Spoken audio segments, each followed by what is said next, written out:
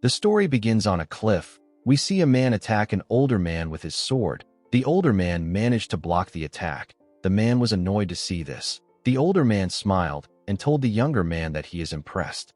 He said that he did not expect him to be able to move like this after receiving a grave injury. He referred to the younger man as the Phantom Swordsman and told him that his mental fortitude fits his title. He told the Phantom Swordsman that the sword techniques he created were amazing. The man tapped his sword and sent the Phantom Swordsman flying. He covered his sword with his internal energy. He told the Phantom Swordsman that he won't be able to use any energy in his current state. He told him it is actually a miracle that he is even able to move in the first place. The man took a stance and told the Phantom Swordsman that he no longer needs to fight. He told him that he can rest. The moment he said this, he fired several energy attacks at the Phantom Swordsman. The Phantom Swordsman managed to stand his ground and block the attacks. Immediately, he blocked the attacks. The man charged at him and landed a kick on his stomach. The attack pushed him down. The man tried to stab him, but he managed to dodge the attack. He used his leg to attack the man. He was able to kick his sword away. He stood up and rushed to attack the man's head. The man was able to dodge his attack by moving his head to the side. The Phantom Swordsman gave him a punch that sent him flying. He landed on the ground. He gathered his energy in his hand and fired it at the Phantom Swordsman. To his surprise, his attack did not land on the Phantom Swordsman. He was no longer in front of him. The man wondered about where the Phantom Swordsman was. Unfortunately for him, the Phantom Swordsman was already above him. The man noticed a shadow above him. However, it was too late for him to react. The Phantom Swordsman managed to land a clean cut on the man. He tore him apart. After the fight was over, we see the Phantom Swordsman sitting with another man. The man seemed to be blind. He asked the Phantom Swordsman if he has killed the old demon head. The Phantom Swordsman said that he has. He said that this bloodbath, which will go down in history as the Shangxi massacre, is now over. The Phantom Swordsman looked at the bodies around him. He referred to them as shitheads. This martial artist appeared out of nowhere. They called themselves the Black Knight Palace.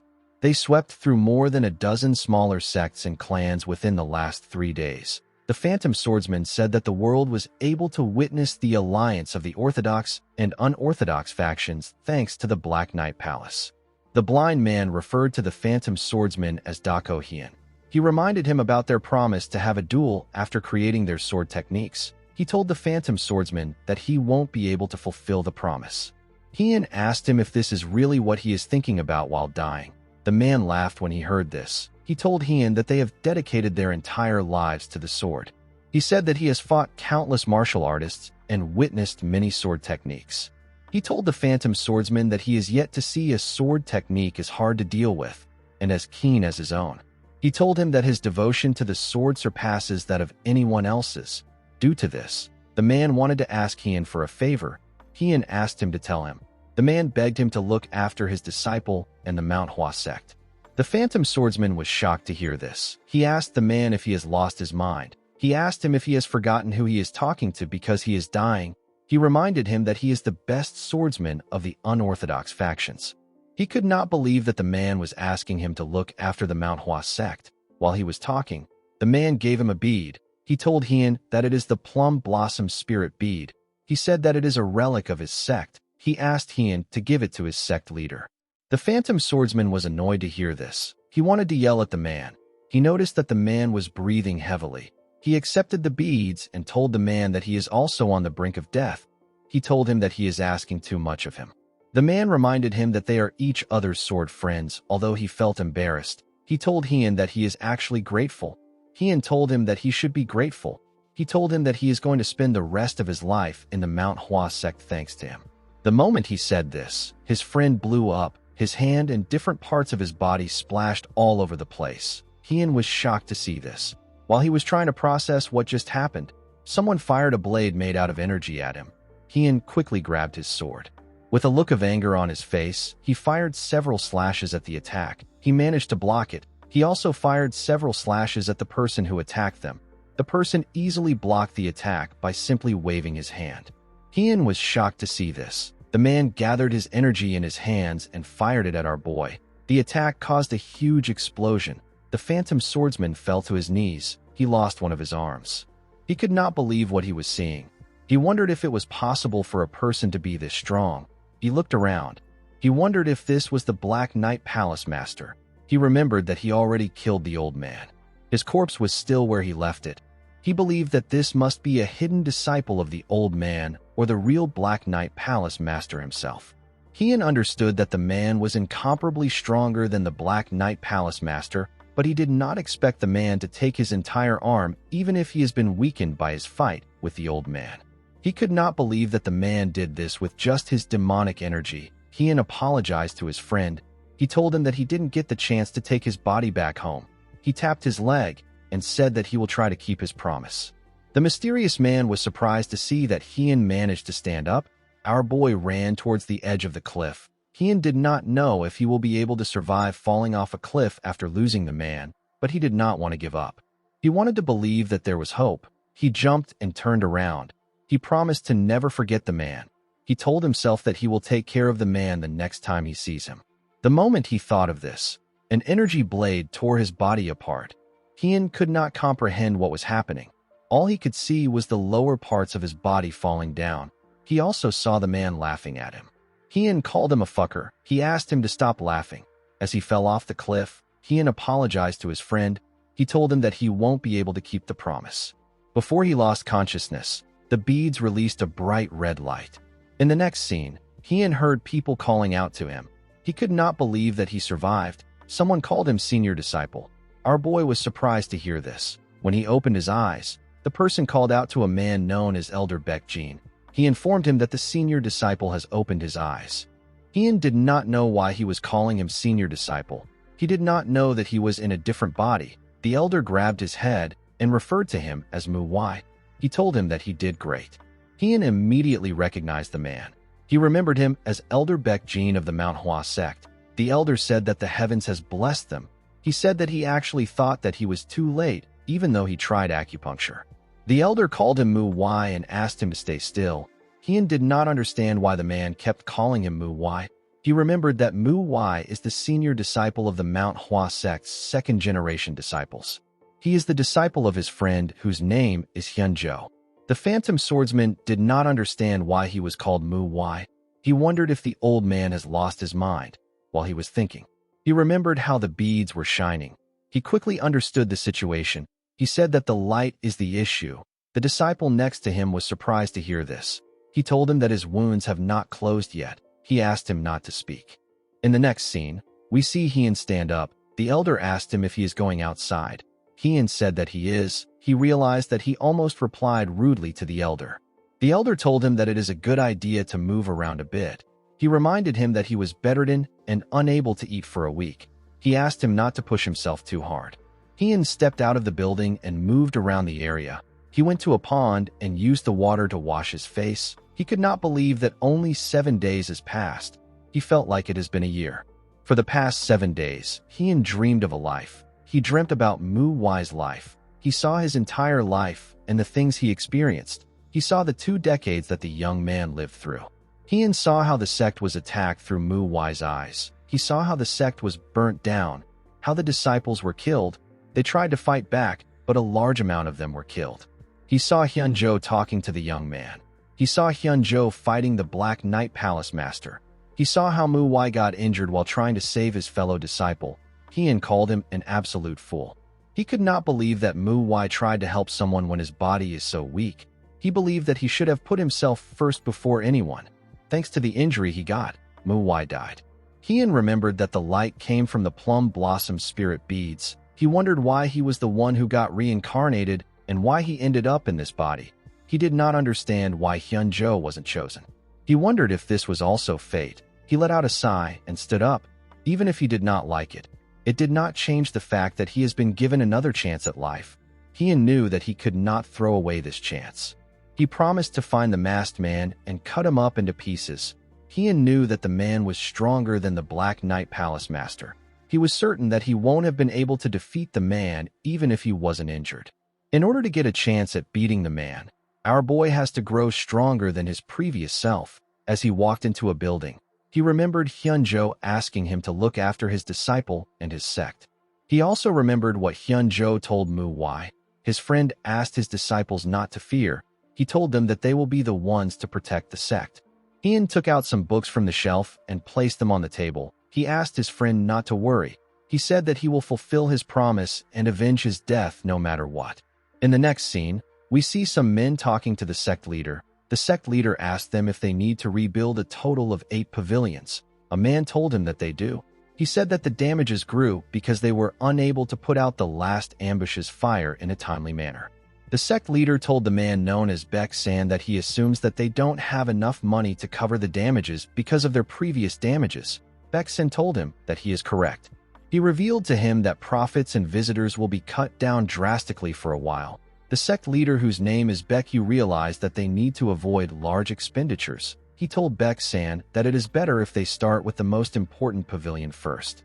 He asked Baek-jin about the disciples' recovery. The man informed him that they are all recovering smoothly. He said that the gravely injured disciples are also doing much better. He asked him not to worry. The sect leader was relieved to hear this. He asked him about how Mu Wai is doing. He believed that the news about Hyunjo would have been shocking for the boy. Baek-jin told the sect leader that our boy actually took it better than he expected. He said that Hyun has healed a lot. He revealed to him that he was walking around yesterday. Baek-san was surprised to hear this. The sect leader was relieved to hear this. He said that it is good that Hyun is taking it well. He asked Baek-jin to still check up on him once in a while. He reminded him about the kind of child Mu Wai is. He said that he is worried that the boy is just pretending to be all right. He hoped that the boy was going to get through it. The scene shifts, and we see our boy reading in his room. While reading, he remembered talking to his friend when he visited the sect. He and Hyunjo were watching the disciples train. Hyunjo asked Hyun about how the disciples are. Hyun asked him about what he means. The man asked him to tell him what he thinks of the disciples. Hyun told his friend that they are useless. Hyunjo agreed with him. He said that the Manhwa sect is currently regressing.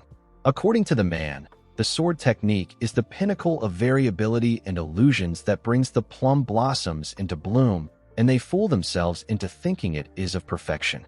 Hyunjo asked his friend if he is aware of the future that awaits a sect that is incapable of reflecting and developing new paths.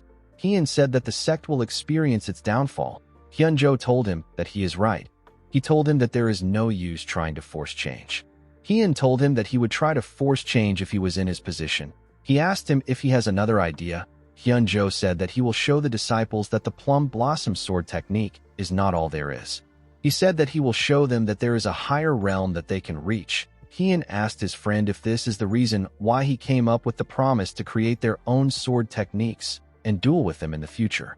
Hyunjo reminded our boy that he has reached his current realm by renovating various martial arts techniques. He said that he assumed that it will be possible for him, since he is the best swordsman in the unorthodox faction. When Hyun first saw the disciples of the sect, he thought that the problem was with the sect. They are called a renowned sect, and yet they were unable to put out anyone talented for the last 100 years except Hyunjo. Hyun realized that this was a foolish assumption. He had only seen the entry-level martial arts, such as the six-fold combo circulation technique and the six-fold combo sword technique. Both of these techniques are flawless. Martial arts techniques become more powerful with time as it goes through the hands of other people.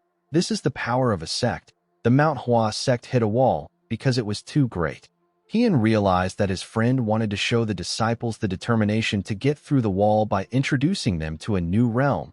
He decided to complete the new sword techniques that Hyunjo was not able to complete as a way to compromise on the promise they made. He realized that the sword techniques will have to be only and wholly belong to the sect. It can't just be the form and movements of the sect. It also has to have the intentions of the Manhwa. In order to do this, our boy needed to enlighten himself on the teachings of the sect, starting from the very basics. After this, he can then go to Hyunjo's sword techniques. Hyun sat in a lotus position and circulated his energy around his body. He wanted to erase all the martial arts and teachings that Mu Wai learned. Even if they are trying to learn the same techniques, the interpretations and lessons learned by them will be different. Hyun could not accept what Mu Wai learned as his. Our boy knew that he could not underestimate the practice just because it is the basics. Hyun was using the autumn flower circulation technique. He noticed that the speed of the technique did not fall behind the ghost arts. It was also very stable. In his past life, Hyun only sought efficiency, and he used unorthodox sword techniques. The The sword techniques of the Manhwa are different. Our boy believed that he can learn something completely different from this. He realized that the life of the phantom swordsman who only cared about the sword is now over. He decided to live as Mu Wai from now. The scene shifts, and we see one of the disciples knock on Hien's door. He referred to him as senior disciple and asked him if he is inside. Hien did not reply immediately. The boy continued knocking. Our boy was forced to open his eyes. He looked very tired. He stepped out of the room to see the person at the door. He recognized the boy as Mu Chiol. He asked him about why he came. The boy informed him that he came to check on him because it has been 3 days since he left the Harmony Medicine Palace, and yet he has not been to the morning training sessions. Hien was surprised to hear that it has been 3 days. He remembered that they said that he wasn't able to eat properly for 7 days. He was reminded of the time when he was trapped in the Blood Tempest sect's inescapable net tactic. He told Mu Chiol that he didn't know that so much time has passed. He asked him to direct him to the training ground. As he walked down the stairs, Mu Chiol carefully looked at his senior. He could tell that something was different about Mu Wai. Our boy actually wanted to get a good drink to satisfy his thirst. At the training ground, we see a boy with long hair directing the other disciples. The other disciples were copying his movements. He asked a boy known as Mu Ryan to raise his arm higher. The boy accepted the order and quickly corrected himself. Hien watched the disciples as they trained. He realized that they were still as terrible as ever. Their feet kept moving when it shouldn't because they were not able to maintain balance. This further worsens the weight balance. They are also unable to add strength into their attacks because of this. Their posture was bad too. They were completely lacking in basics. Hien believed that it was a complete mess. Fortunately, the instructor wasn't actually bad. Our boy remembered that the boy's name is Mu Jin. He was relieved that there is at least one proper disciple. The boy was actually correcting them well. He was like a senior disciple to the second-generation disciples. Hien wondered why this boy was doing something that the senior disciple should be doing. He believed that the owner of the body must have had a really shy personality. He was also lacking in martial arts and leadership skills. However, Mu Jin was different. He knew how to lead people. He has a calm personality, and he has shown great potential ever since he was young. It makes sense that a lot of the disciples listened to him. It is natural for those with talents and skills to be given opportunities. Mu Jin has the skills and the personality, so Hien did not have any issues with him taking on the role of senior disciple. Of course, this has to change now. After Mu Jin was done with the training, he put his hand together and told them that it is over for today. The disciples were quite tired. They felt like Mu Jin has been a lot stricter recently. While they were talking, they all noticed their senior. They greeted him and asked him if he is all right. Hien told them that he is fine. One of them noticed something about him. She felt like something about her senior was different. Mu Jin walked down the stairs to greet his senior. He told him that he wasn't able to greet him properly because he was in the middle of training. Hien noticed that the boy did not fully walk down the stairs. It is disrespectful to stand above your senior while talking. He told the boy that it must be hard for him to do something that he should be doing. Mu Jin bowed his head and told our boy that he is thankful that he allowed him to do it. Hien informed the boy that he will be doing it from now on. Mu Jin was surprised to hear this. The other disciples could not believe what they were hearing. Mu Chiol realized that he was right. He thought that he was being sensitive before. He became certain that his senior has changed. Mu Jin reminded our boy that he was the one who asked him to do it before. Hien asked the boy if there is something wrong with him choosing to take on his responsibility again. Mu Jin told him that he asked him to do it because he didn't have the confidence that he will be able to carry out the job properly. Hien smiled when he heard this. He realized that this idiot wants to become the head disciple. The head disciple is a disciple that has the ability to succeed the role of sect leader. Currently, there are very few first-generation disciples because of the Shangxi massacre. The remaining first-generation disciples and the elders are busy with the reconstruction of the sect. In order to change the Manhwa sect, it will be more efficient to change the second-generation disciples because they are the future of the sect. It is much easier to do this rather than trying to change the minds of the elders and the first-generation disciples. On top of this, there is also the purple aura circulation technique. This is a technique that only the sect leader and the head disciple of the sect can learn. It is one of the top 10 circulation techniques when it comes to powerful internal energy. Hien needs this technique in order to surpass his past self. He needed to become the head disciple. Our boy knew that Mu Jin would be shocked to hear that he has to leave the job. Mu Jin asked Hien if he believes that he has the right.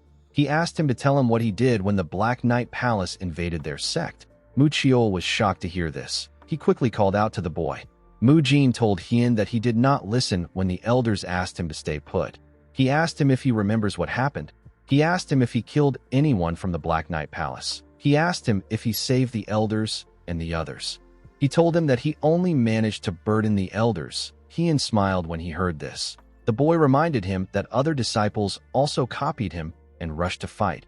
He said that many people would have died if the first-generation disciples hadn't risked their lives to protect them. Hien told the boy that he is right. He told him that he agrees with him. Mu Jin grit his teeth when he heard this. Our boy told him that he intends to take responsibility as the senior disciple. Mu Jin asked him to tell him how they are supposed to trust him. Hien told the boy that he has misunderstood something. He walked up the stairs and moved close to him. Mu Jin asked him to tell him what he misunderstood. With a menacing look on his face, Hien told the boy that he doesn't have to look up to him. He asked Mu Jin if he sounds like someone who is trying to convince him. He told him that he does not need his permission for the choices he makes. He asked Mu Jin to put himself together. He told him that he is notifying him and not trying to convince him. Mu Jin became nervous. He wondered if the man standing in front of him was truly the senior disciple that he knew. Hien told the boy that he will take over morning training starting tomorrow. He asked Mu Jin to come see him if he has any complaints after tomorrow's training. He asked the boy not to be too upset. Mu Jin told his senior that he seems like a completely different person. Hien told the boy that people change when they come back from the brink of death. The disciples did not understand what was happening. They wondered if their senior disciple will really take over the training.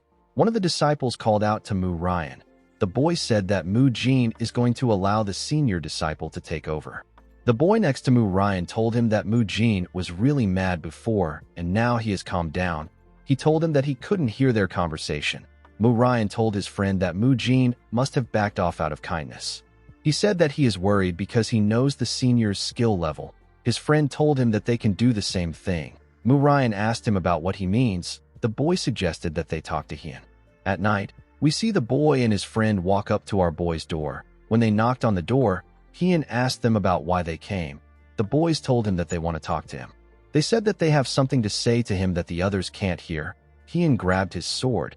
He said that he is curious to know what they want to talk about so late in the night. When Hien stepped out of the room, the boys were shocked to see him holding a wooden sword. He was not a person who would do this. Mu Ryan's friend told our boy that he wants him to take back what he said today. He told him that Mu Jin only backed off because he wanted to help him preserve his image. Hien said that this is interesting. He asked the boy if Mu Jin was the one who sent them. The boy told him that they came on their own will. Our boy told him that he has no say on the matter. He asked him to go back. He told him that he will pretend that he didn't hear what he said. The boy called out to Hien. He begged him to consider their perspective. He told him that they are not doing this because they don't like him. He said that they simply want to be taught by someone who is actually skilled. He asked our boy to take a look at himself. He told him that his skills are subpar. He told him that he is being greedy. The boy next to him told Hien that they won't accept a leader who is beneath them. With a terrifying tone in his voice, Hien said that the Mount Hwa's hierarchy has degraded. He told the boys that he understands what they mean. He told them that he will prove his skills to them since they doubt him. He asked them to wield their swords. The other boy asked Hien if he is serious. Our boy told them that he is. Mu Ryan's friend drew out his sword and charged at him. He asked him not to regret it later on. Our boy easily knocked the boy's sword out of his hand and used his sword hilt to hit his neck. The boy fell to the ground and struggled to catch his breath. His friend also charged at Hien. With a single swing of his sword, he knocked the boy's sword out of his hand and sent him flying. Mu Ryan's friend told our boy that they lost. Hien asked him not to state the obvious. He grabbed the boy's clothes and told him that it is time for the two of them to be taught a lesson. The boy was shocked to hear this. He realized that he messed up. After beating them up, Hien asked them if he has satisfied their requirements. The boys told him that he has. He asked the boys to remind him about what he said he will do if other disciples try to gang up on him again. The boys said that he told them that they will also receive a beating alongside those disciples. Hien asked Mu Ryan's friend if he is weaker than Mu Jin. The boy told him that he is much stronger than Mu Jin. He asked the other boy if he still believes that he is weaker than other disciples. The boy told him that he does not. Hien told the boys that he will forget what happened today. He said that everyone makes mistakes. He asked the boys to go back and rest. He told them that the morning training will soon begin. The idiots bowed their heads and thanked him for his mercy. They held on to each other and slowly walked down the stairs. After the boys left, Hien asked someone who was watching about how long he plans to continue hiding. He asked the person to come out. The person came out. He asked Hien if he knew he was there. The person turned out to be Mu Chiol. Our boy told him that it is impossible for him not to know that someone of his size was hiding. He asked the boy about why he was hiding. Mu Chiol explained to him that he saw Mu San and Mu Ho coming to his place. Hien wondered about who Mu San and Mu Ho were. Mu Chiol said that he followed them just in case they wanted to try something. He told Hien that he did not expect him to win against them. Our boy realized that Mu Chiol was referring to the boys. Mu Chiol asked Hien if he has been hiding his true skills all this time. From what Hien observed, the second-generation disciples fall into two categories. There are those who maintain their distance from Mu Wai while showing him the respect that he deserves, and there are those who discreetly look down on him and speak poorly about him. However, Mu Chiol did not belong to any of these categories. He has actually helped Mu Wai a lot. Although he has a rather blunt and indifferent personality, Hien wondered about why the boy helps Mu Wai. He believed that Mu Wai did not understand the reason because he was young when he was in his body. Hien knew that there was a simple reason why the boy behaved like this. The reason Mu Chiol is willing to help Mu Wai is because Mu Wai is weak to the point where he actually needs help. Mu Chiol was worried that Hien might get injured by Mu San and Mu Ho, so he followed them there to make sure that our boy will be alright. Hien realized that Mu Chiol has always protected Mu Wai all this time. He knew that he had to make a somewhat believable excuse. He told Mu Chiol that he wasn't hiding his strength. He said that he simply reached a new realm of understanding. Mu Chiol was surprised to hear this. Hien told the boy that he will talk about what he has learned during the morning training. He told him that it is late. He asked him to go back. Mu Chiol accepted his order. He watched Hien as he walked towards his door. He was certain that the technique our boy used was the six-fold combo sword technique, which is a beginner-level technique. However, the technique was executed in the most beautiful manner that the boy has ever seen. He wondered about where Hien learned it from. He always thought that our boy was extremely weak, but now he has changed. Mu Chiol looked forward to morning training. Although he lied about reaching a new realm, Hien began to wonder about how he was going to explain it.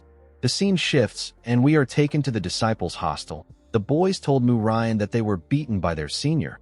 They said that he is not the senior disciple that they knew. They told him that he was a completely different person. Mu Ryan's friend told him that they cannot act rashly. He told him that they almost died.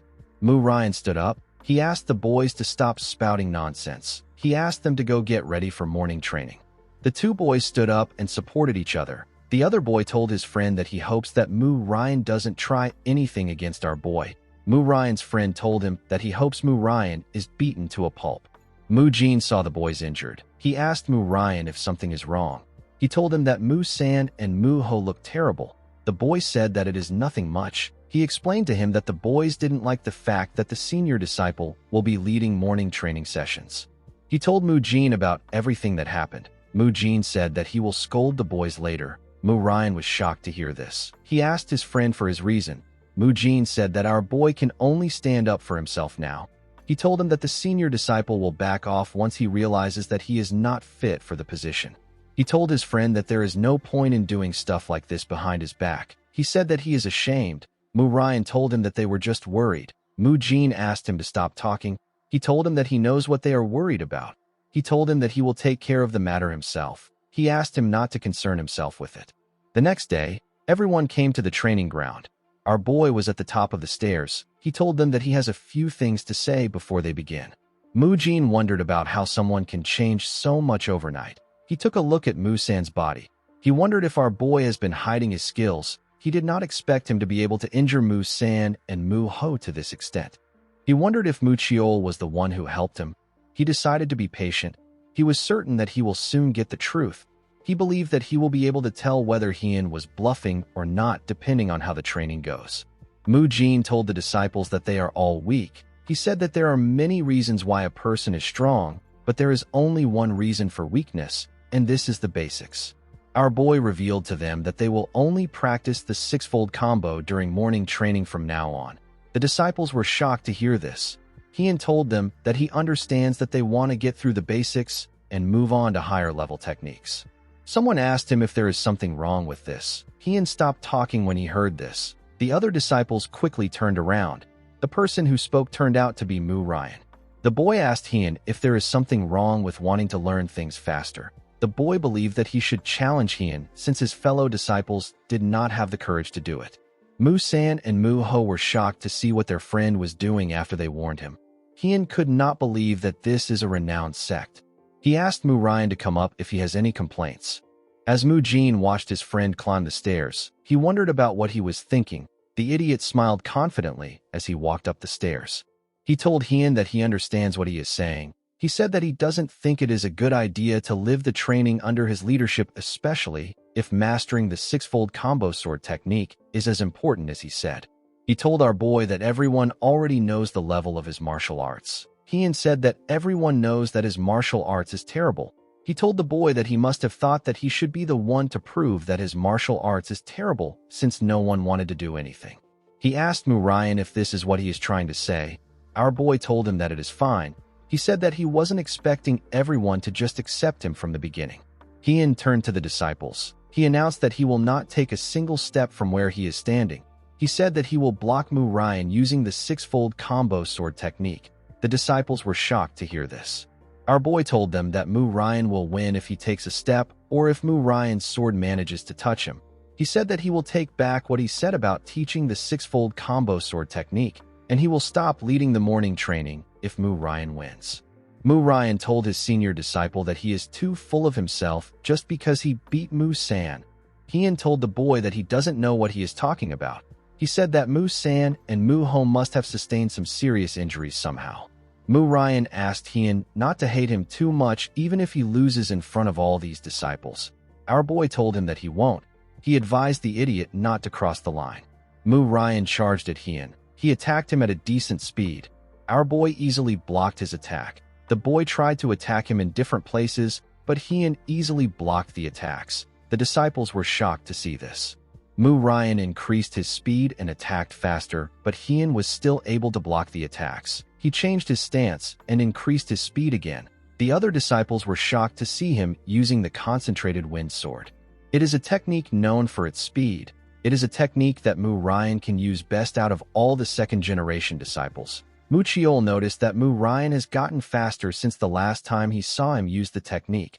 Despite the fact that he has gotten faster, Heian was blocking the technique with ease. Our boy told Mu Ryan that he needs to use more strength in his shoulders when dealing with him compared to the other second-generation disciples. He told the idiot that he is less terrible than the others. He asked him if he has anything better. Mu Ryan grit his teeth out of anger. Although he was frustrated, he didn't actually have anything better than this. He wondered about what he should do. The other disciples wondered if this is really the senior disciple that they know. They noticed that his leg hasn't moved at all and his balance hasn't shaken at all. Mu Jin could not believe what he was seeing. Mu Ryan realized that it is already over for him. He did not know how he was going to recover from this. He showed everyone Heian's skills, but not in the way he wanted. He wondered about how his senior managed to improve this much. Our boy told him that he is not strong. He explained to him that a sword should not be swung with two arms. Instead, it should be swung with the entire body. Due to this, the most important thing when it comes to swinging a sword is the feet. Heian told the boy that if he overlooks the fact that he has to utilize his feet because he is too focused on swinging and stabbing, his sword will become useless. He explained to Mu Ryan that he is not fully healed yet, and he was still able to block all his attacks. He told the boy that this is how useless his technique is. He told him that he is not just talking to him. He asked the boy if he now understands why they need to start from the basics. Mu Ryan was surprised to hear this. Heian noticed that the boy was just staring. He assumed that the boy did not understand what he was saying. He raised his sword up and told him that he will show him what it means to swing a sword with his entire body. Mu Ryan was shocked to see this. He said that he didn't say anything. Unfortunately for him, Heian knocked him out before he could say anything else. The other disciples were shocked to see this. Our boy called out to Mu Ho and Mu San. He asked them to come up there and carry Mu Ryan to the Harmony Medicine Palace. The boys immediately ran up at full speed. Heian asked the other disciples to raise their swords. He told them that if they do not raise their swords, he will assume that they have complaints about his method. He said that they can come up anytime if they have any complaints. The disciples quickly raised their swords. Heian said that nobody seems to have a problem with him. He told the disciples that he will begin the morning training. He told Muchiol that he put a good amount of strength into his move, but he is too rigid. Our boy called out to someone known as Manhwa and asked the person to pay attention to their step. He told the person that their sword is shaking. The person quickly accepted his correction. Heian remembered talking to Hyunjo in the past. He told his friend that Manhwa is the worst disciple in the sect. He asked Hyunjo if Manhwa possesses a hidden talent that he can't see. He asked him about why he chose the boy as his disciple. Hyunjo told Heian that the boy is actually very normal, but he has never seen him give up on anything. Our boy asked him if he chose Manhwa only based on his determination. Hyunjo explained to him that the other talented disciples reach enlightenment regarding their martial arts on their own. However, this is not the case for Manhwa. Hyunjo told his friend that to create a martial master out of an ordinary person is the duty of a mentor and the essence of martial arts. Heian actually wanted to pick out a few talented disciples and train only them. However, he is no longer the Phantom Swordsman. He is now the senior disciple. He is now a man who leads the second-generation disciples of the Manhwa sect. He cannot leave a single person behind, and he has to stick together with them till the very end. Heian believed that this was the most fitting thing for Manhwa and the sect. Our boy actually never properly taught the disciples he had in his past life. Yet he suddenly has to train this guys from rock bottom. Having disciples was a lot more annoying than he anticipated. Heian hoped that Hyunjo will buy him a good drink if they ever meet again after his death. Our boy called out to Mujin. He asked him if he is tired. He asked him to put more strength into his moves. While thinking, our boy thought about someone. He hoped the person was doing well. Heian was always focused on bettering himself. He never tried teaching anyone well. He wondered if the person is eating well. He was certain that the person won't lose in a fight, so he believed that he will be doing well. He hoped to see the man again someday. In the next scene, we see the second-generation disciples carrying logs of wood on their backs. Their proper training had just began. Heian knew that this training was going to be very hard because they had to start from scratch. However, he was sure that the plum flower they will blossom through this trial and hardship will possess a scent so deep and strong that no one will be able to imitate it. Our boy also had a long way to go in his training. The scene shifts and we see Heian in the Crimson Forest. It was a place that had hundreds of plum blossom trees. Heian's first step in changing the Manhwa sect was to raise his own martial realm. One of the most important things when it comes to this is a person's senses. The sharper your senses, the easier it is to notice small changes. This naturally helps in training martial arts. While trying to focus on his senses, Heian noticed something odd. He noticed it when he first opened his eyes, but he did not think much about it. Now he is certain that someone is watching him. The person didn't seem threatening. They were simply observing him. Heian wondered if it is out of curiosity. Our boy was not yet good enough to know who was watching him. Of course, this was just for now. Heian knew that he will eventually be able to find out who it is. Our boy went into a building. He saw a man known as Hyun-gak. He bowed his head and greeted him. He referred to him as senior. The man asked him about what he wants. Heian explained to him that he wants to take a look at the secret techniques. The man found it odd that Manhwa wanted to see the secret techniques. He decided to just allow it. He reminded him that his injuries haven't completely healed yet. He asked him not to overdo it. Hyun-gak told our boy that he heard his disciple was rude to him. Heian was surprised to hear this. He didn't know which disciple the man was talking about. He beat up 3 guys. Our boy believed that it didn't matter. He assumed that Hyun-gak must be mad that he beat up his disciple. To his surprise, the man apologized to him. He said that Mu-sin must have done something worth getting beaten up for. He said that the boy would have faced worse consequences in his time. He apologized to Hyun-gak for not teaching him to be better. Heian did not expect it to be Mu-san. He also didn't expect the man to be understanding about it. He told Hyun-gak that he simply did what he should have done as the senior disciple. He asked him not to worry about it. The man was surprised to hear this. He quickly turned to Heian.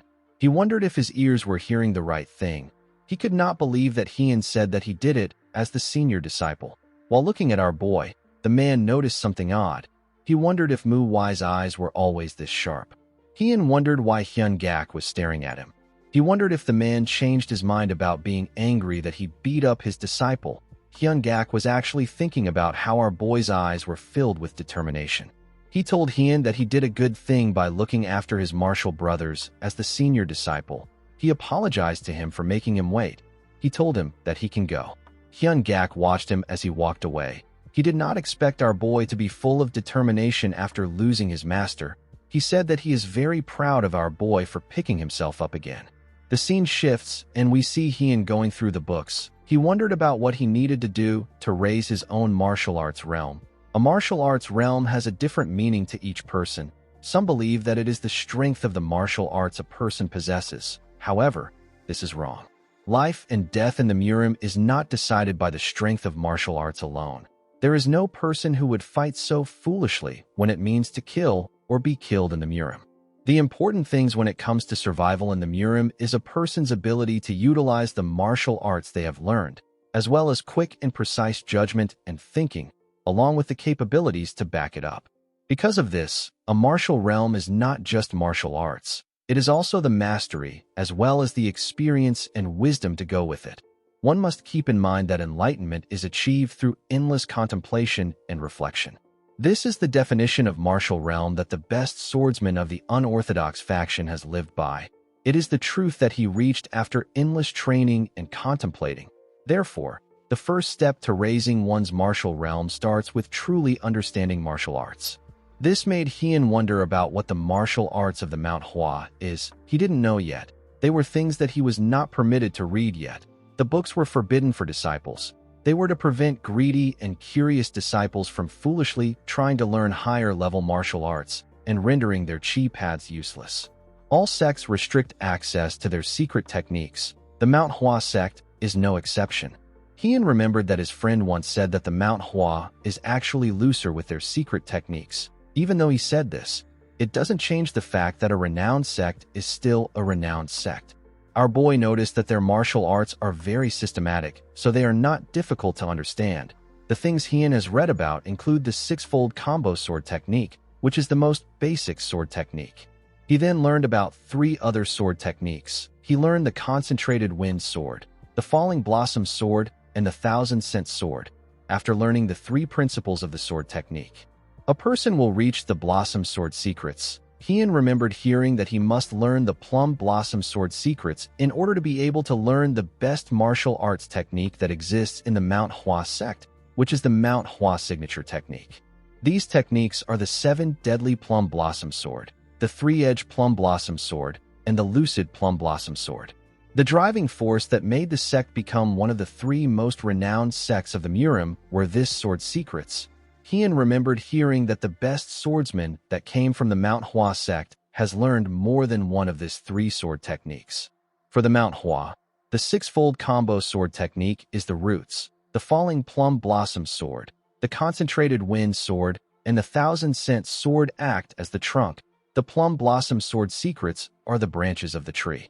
The 3 plum blossom swords are the flowers. A martial artist who digs deep into the sword of the Manhwa sect becomes a part of the plum blossom tree. This was the summary about the martial system that Hyun was able to understand. He was only able to reach the level of the trunk. He wanted to check out the plum blossom sword secrets and more, but he needed a plum blossom sword in order to be allowed to do this. A plum blossom sword is a sword given only to those who have been acknowledged for their mastery in martial arts. It is the symbol of the Manhwa. Hyun said that he will get the sword as soon as possible. The moment he said this, someone asked him if he wishes to learn the plum blossom sword secrets. The person turns out to be the sect leader.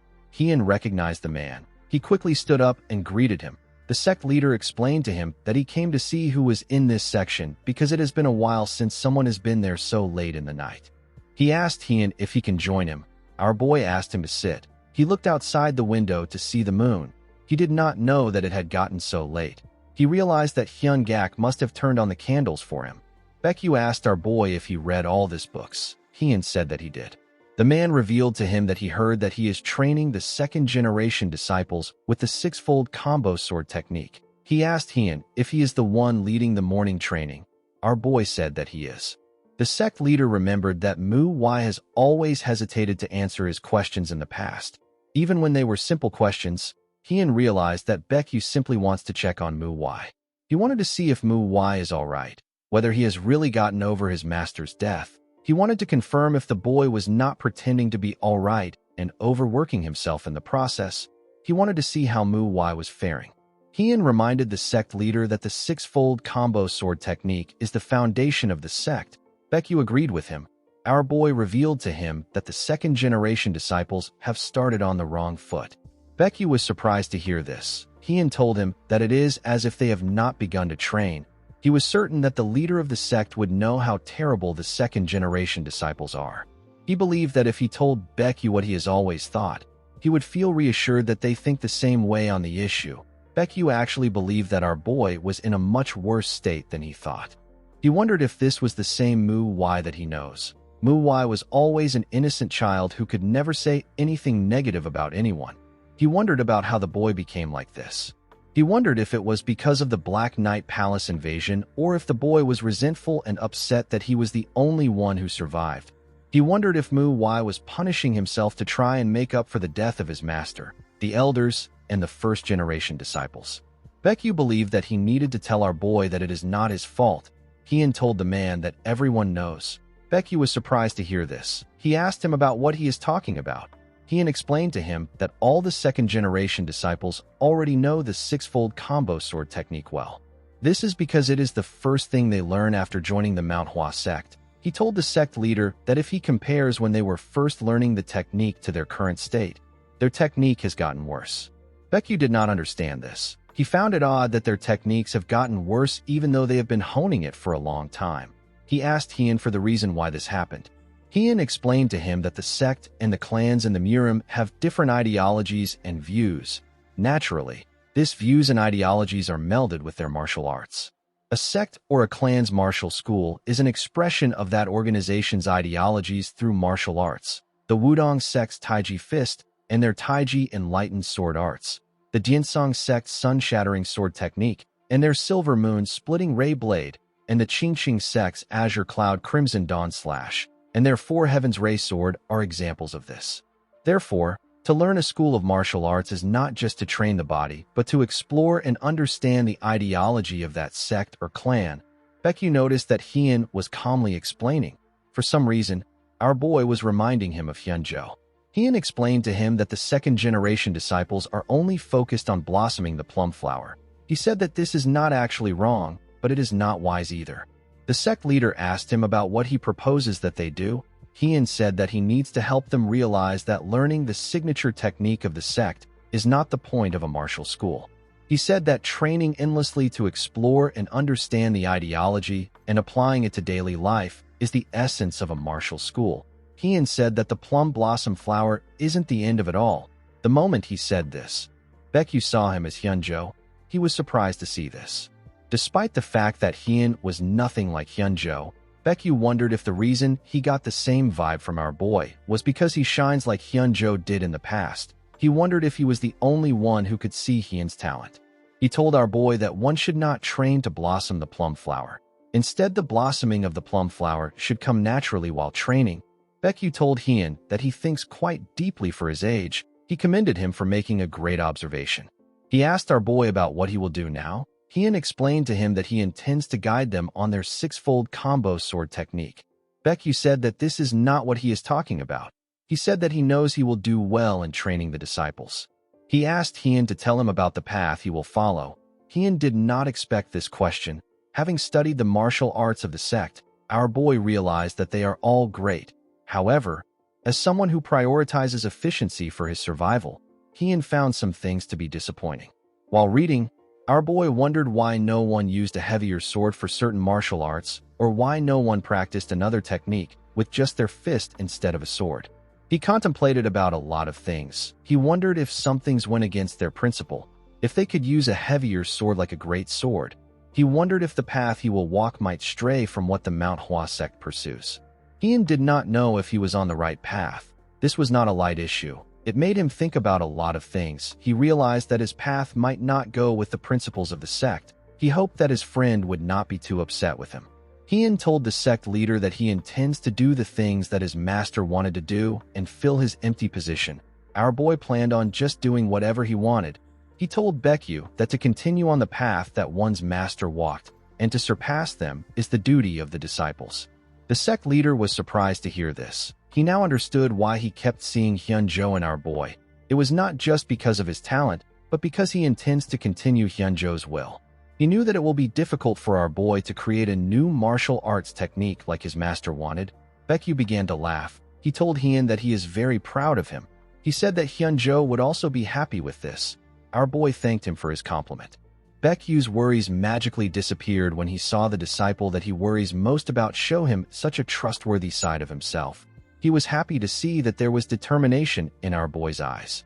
He looked outside the window and said that this is the fragrance of plum blossom amidst the snow. According to the sect leader, the snow of the winter is cold, but the scent of the plum flowers that endure this harsh cold shall be more intense. Baekyu believed that he was unable to protect the plum flowers that blossomed in the sect. He believed that he was the one who was supposed to die instead of Hyunjo. He said that the plum flowers may have fallen, but there is a small flower bud beside the fallen flowers. He told himself that his duty now is to blossom this bud. He told Heian that there are many flowers other than the plum flowers in the sect. He asked our boy if he knows why they chose the plum flower. Heian was surprised to hear this question. He told Baekyu that he doesn't know why. The sect leader told him that he will learn a lot if he mulls it over. He stood up and told Heian that he wants to talk more, but he has already taken out of his time. When he stepped out of the building, Baekyu turned around. He told our boy that he forgot to tell him something. He revealed to him that he also lost his master. He told Heian that he does not actually fully understand his sadness. He knew that every person feels emotions differently. He said that life and death are one. This means that the end is a new beginning. It is a natural flow. He advised Heian not to think of Hyunjo's death as the end. He asked him to consider it a new beginning. He asked him to think of what he is doing as a way to celebrate Hyunjo's life. He said that this will help with the grief. He told him that Hyunjo would have also wanted this. Heian realized that it is not a bad thing to say that he is celebrating his friend's life. He thanked the sect leader for his wisdom. Baekyu smiled and walked forward. The scene shifts, and we are taken to the past. We see someone refer to Heian as his junior. The man told him that he heard he is skilled with the sword. He told our boy that he looks so fragile. Heian asked the man if he wants to die. The man told him that he is arrogant and rash. He said that these two qualities are perfect when it comes to growing muscles. He said that he came up with a new way to train. He asked our boy if he wants to try it out. The scene shifts, and we are taken back to the present. We see Heian doing pull-ups on a tree. He had some logs of wood tied to his legs. The less trained a person is, the more effective this training method is. Heian did not expect his connection to the crazy old man known as Iron Mountain Fist King to be helpful one day. It was a rather brute way of training, but it definitely works. He knew that he would see the effects soon if he keeps at it. While he was training, a disciple ran to meet him. She called out to him. She told him that this isn't the time to be training. She said that it is finally time. Heian asked her about what it is time for. With a smile on her face, the girl revealed to him that the sect leader asked him to make a trip down the mountain. In the next scene, we are taken some days back. We see the elders and the sect leader having a meeting in a building that was partially destroyed. Someone brought up an issue concerning the third-generation disciples. The elders said that they are already very late. He said that they need to prepare right away. Baekyu said that they should have already taken in third-generation disciples by now, but they couldn't do anything because of the Shanxi massacre. An elder suggested that they take in disciples from the outer sects so that they can show them that they are doing well. Baekyu agreed with the man. Another elder said that they need to send a disciple to check in on the Shanxi outer sect. He said that the Unorthodox Alliance or another evil organization is probably trying to fill the power vacuum that was left in Shanxi. The sect leader realized that they could not push this issue any longer. Outer sects are martial halls that were set up outside of the Manhwa to teach the martial arts of the sect. The influence and power of an outer sect comes from the main sect's fame and martial prowess. Because their forces were weakened by the Shanxi massacre, the other sects were feeling anxious. The Shanxi outer sect was the one that took the biggest hit. Baekyu knew that he will reassure the outer sects if he sends in a disciple to check on them and see what they need. He knew that they could not brush this matter off anymore. He suggested that they send down a second-generation disciple. He said that it is about time they experienced the Murim. One of the elder agreed with him. Baek-san said that he is worried. He told the sect leader that it's still messy right now. He suggested that they pick a few of the most talented disciples. An elder asked him if he is referring to the 3 flowers. Baekyu said that they should send Hien. The man agreed with him. Immediately he agreed with him. He realized that the sect leader was talking about Hien. The other elders were also shocked to hear what Baekyu said. They all remembered how our boy was covered in bandages. Baek-san said that he is a bit worried about our boy. The sect leader told him that Hien has changed a lot in the past month. He assured the elders that our boy will be fine. In the next scene, we are taken to Pasang City. We see Hien, Mu Cheol, Mu Jin, and another disciple in the city. Hien was happy to be outside. Although it was a small town with nothing really noteworthy, our boy was still relieved that they sell drinks. While he was looking around, the girl asked him to look at something. She showed Hien a chicken. She said that she never knew that chicken could look so tasty. She said that it looks different than the wet chicken they eat. She looked around and said that she can smell more good food. Mu Jin called out to the girl known as Mu Hua. He asked her not to forget that she is wearing the Manhwa uniform. The girl was not listening to him. She was very focused on the different dishes around them. While they were walking, Mu Hua asked them to take a look at another food. She asked Mu Jin to tell her how he does not like good food. The moment she said this, someone walked past her and hit her on the shoulder. Mu Hua turned around and glared at the man. The man and his gang stopped moving. Mu Jin wanted to tell the girl to apologize, but Hien signaled him to stop. The man noticed the 2 plum flowers on her clothes. He realized that she is a second-generation disciple of the Mount Hua. He asked her if this is her first time in the Jianghu. He asked her if the Mount Hua sect did not teach her how to ask for forgiveness. Mu Hua was annoyed to hear this. The man told her that she bumped into him first. He asked her to apologize. The girl told him that he actually bumped into her.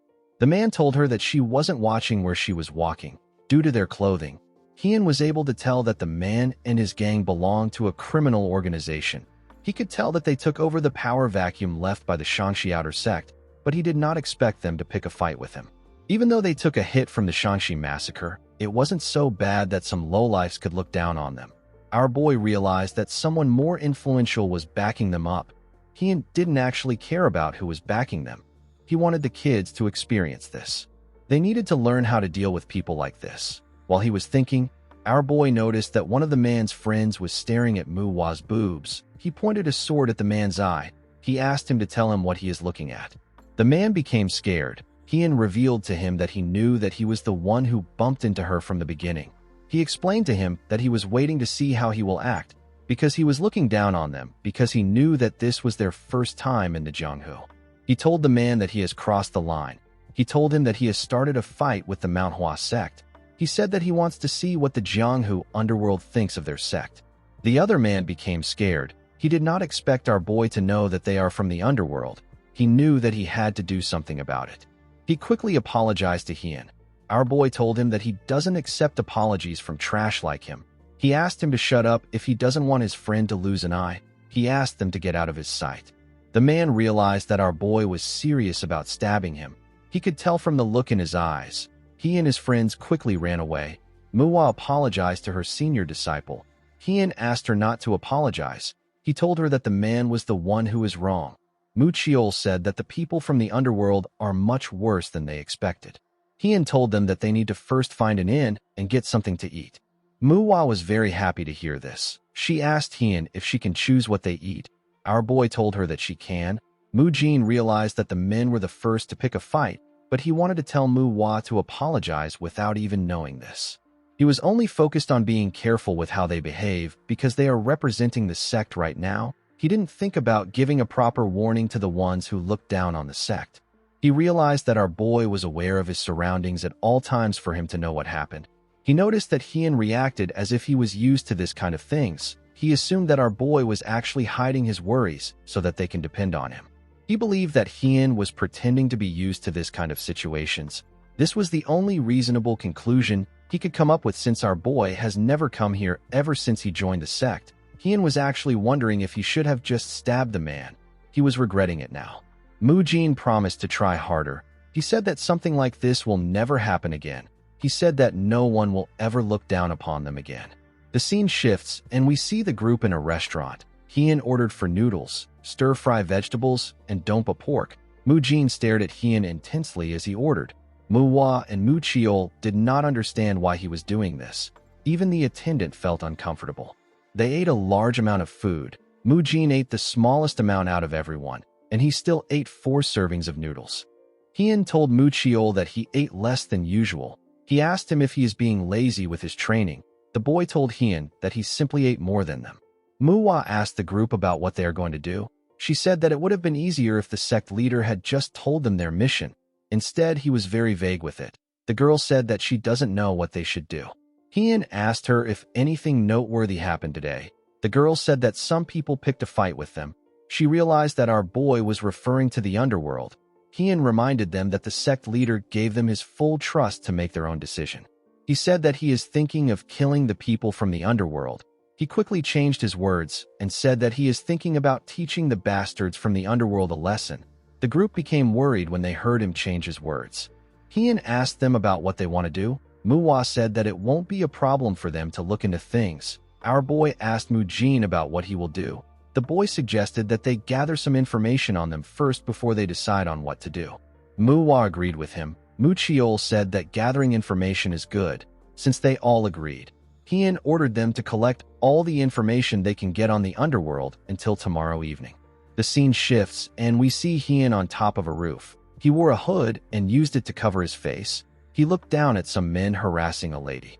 One of the men stretched out his hand and told the lady that they are the nice thugs who accept little money. Underworlders is a term used to refer to those who commit immoral acts with incorrect beliefs. Although the term itself may seem to refer to demonic forces like the Black Knight Palace, their biggest difference is their goals. The Underworlders seek money, pleasure, or just cheap thrill of dominion from bothering the weak. The woman began to shake. Another man corrected his friend. He told him that his calculations are a bit off. He said that the interest rate has gone up recently. He said that he forgot about it. The woman was shocked to hear this. While staring at her boobs, the bald man said that they need to collect their money. He told her that she can pay him with something else since it is his fault. In a way, organizations that commit murder can also be considered as underworlders since they kill anyone as long as they are paid. However, these people are just called assassins. To the average person, underworlders refers to the thugs and ruffians who enjoy their cheap and dirty lives. They can never become anything more than thugs. Hien came down from the roof and walked up to the men. He told them that he doesn't know if they are arrogant or ignorant. He said that he cannot understand them. The men were surprised to see him. The other man said that he asked someone called Yungbong to be on the lookout for them. He wondered about where the person went. He believed that the man got tired of waiting and left like a bum. Hien had actually knocked him out. Hien asked the men to tell him who they believe in to be acting like this. He asked them if there is someone backing them. The men did not know what he was talking about. The bald man asked him if he wants to fight. He asked him to get lost if he doesn't want to die. Our boy realized that he had to look into things by himself. He came to meet the members for a different reason. The other man asked Hien to leave. He asked him to stop mumbling nonsense. He asked Hien to get lost again. The moment he said this, Hien appeared in front of him and used his knee to kick his face in. The man was sent flying. The bald man was shocked to see this. He asked our boy about what he is doing. Before the other man could get up, Hien moved close to him and gave him a heavy kick that knocked him out. The bald man was shocked to see this. He let go of the lady. She quickly ran once she saw her opportunity. Hien referred to the bald man as Pig. The man quickly answered him. Our boy noticed that he had learned some third-rate martial arts. He asked him to come at him with some killing intent. He told him that he will let him live if he does this. He asked him to also hand over the wallet in his hand. In the next scene, we see a man peeing. His friend asked him if he will piss all day. The man asked him to stop nagging him. His friend told him that he will be sober by the time he is done. The man stopped peeing and walked back to his friends. At the top of the tree where the man peed, the two thugs were tied to the branches. The man asked his friend to tell him why he is in a hurry. His friend revealed to him that he saw something interesting. He told him that he wants to show him too. He told the man that someone just ordered an incredible amount of food. It was around 3 bundles worth of food. The man asked his friend about where the person went to in that short period of time. The scene shifts, and we see the other disciples making inquiries and following the underworlders around. They even listened to their conversations. In the next scene, we are taken to another part of town. Some of the people in the town caught the smell of pork belly and spring rolls. One of the men said that he doesn't know where this person came from. He said that the person must be out of his mind to bring food in front of them. The people in the town couldn't contain their hunger. They all rushed to take the man's food. They wanted to see what was in the bundles. The person drew his sword and pointed it at them. The other men quickly stepped back. Hien told them that he is not there to share. He told them that he will cut off their heads if they lay a hand on the food. Someone told Hien that he is impressive. The person bowed his head and apologized to him. He introduced himself as So Jingi of the beggar sect. He apologized on behalf of the beggars. Hien put his sword away and introduced himself to them as a disciple of the Manhwa sect. Jingi told him that the beggar sect considers what happened to the Manhwa sword saint as a shame. He said that their sect leader found it deeply regrettable that he wasn't able to help during the Shangxi massacre. Hien told him that it is fine. He said that the situation would have been difficult for the sect leader to interfere because of the extreme heavenly sect. Jingi told him that he is well informed. He asked our boy about why he came to the beggar sect. Hien revealed to him that he wants to get some information regarding the underworlders who currently control Pasang. He told the man that the food won't taste good once it is cold. He told him that they can talk while eating. Jingi called him an interesting man. While they were eating, Jingi revealed to Hien that the underworlders are from the brutal blood faction. They took over the empty space left behind by the Hua Ryu sect, which is an outer sect of the Manhwa sect. The sect got annihilated during the Shangxi massacre. Hien told the man that these men are very strong for underworlders. Jingi agreed with him. He explained to him that everyone in the brutal blood faction is knowledgeable about martial arts. Hien told him that he dealt with a few of them. He told him that he is aware of this. He said that the men have learned some third-rate martial arts. He told Jingi that he has not talked about what is actually important. Jingi stopped eating and asked Hien about what he is talking about. Our boy revealed to him that he is talking about the person behind the brutal blood faction. Jingi asked Hien to tell him why he suspects that there is a mastermind behind the faction. Our boy explained to him that Pasang is not a very big area, but it is not a small one either. The Hua Ryu sect is pretty big for a mid-sized sect. Pasang is pretty big among smaller places, and yet a mere underworld organization managed to monopolize it. Going after power is an obvious action for those interested in the power vacuum, and Pasang isn't small enough for a single underworld organization to take complete control over. It would make more sense for dozens of underworld organizations to split control over parts of Pasang and compete against each other. Jingi told our boy that he is very discerning. He said that he finds it hard to believe that he is just a mere rising prospect who is new to the Jianghu. He explained to Hien that he didn't avoid the topic because he was trying to hide it. He said that he simply wasn't sure yet. Hien assured him that it is fine. He asked him to speak. The man asked him not to be surprised. He revealed to our boy that there is a martial artist that is often in contact with the brutal blood faction. He said that the martial artist is from the Nine Hells Sword sect. Hien did not expect this. The Nine Hells Sword sect is one of Shangxi's big 3 sects. It is next to 2 of the 10 largest sects. Yet the Nine Hells Sword sect has never cared about the Manhwa or the Zhongnan sect. Due to this, they not only have a strong nonchalant disposition, but they are also much bigger than the Manhwa sect in terms of scale. Hien found something strange about the sect. If they were the one responsible for this, they could have just flaunted their ambition. He wondered if the sect has the ability and time to focus on a place like this. Jingi said that he is not certain if the Nine Hells Sword sect is the mastermind. This is because they wouldn't care about how it looks. They will blatantly cause a ruckus. Hien told the man that the Nine Hells Sword sect wouldn't intervene here. Jingi told him that he is well informed. Our boy told him that he is curious about the identity of the martial artist. Jingi told him that he suspects the Red Wolf sword from the Nine Hells Sword sect. Hien was surprised to hear this. He asked the man if he is certain. Jingi said that he is. He believed that Hien knew him because of his reaction.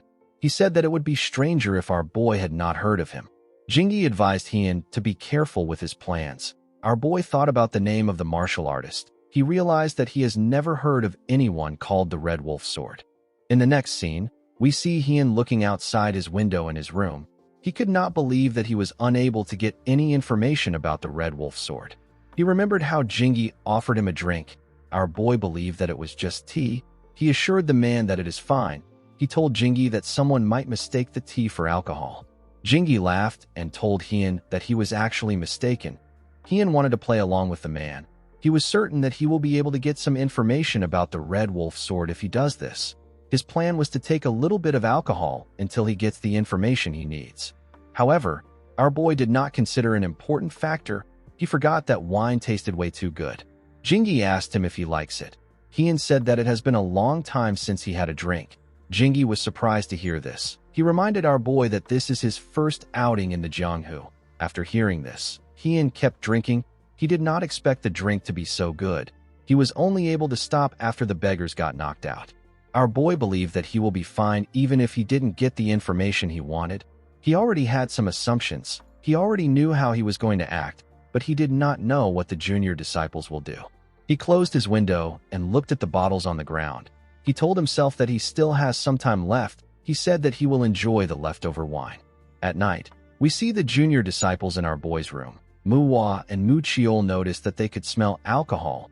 Hien had pushed the bottles under the bed. Manhwa saw the bottles. Our boy asked the disciples to tell him what they learned. Manhwa asked him if he was drinking while they were gathering information. With a serious look on his face, Hien said that he wasn't. The girl asked him if he is certain.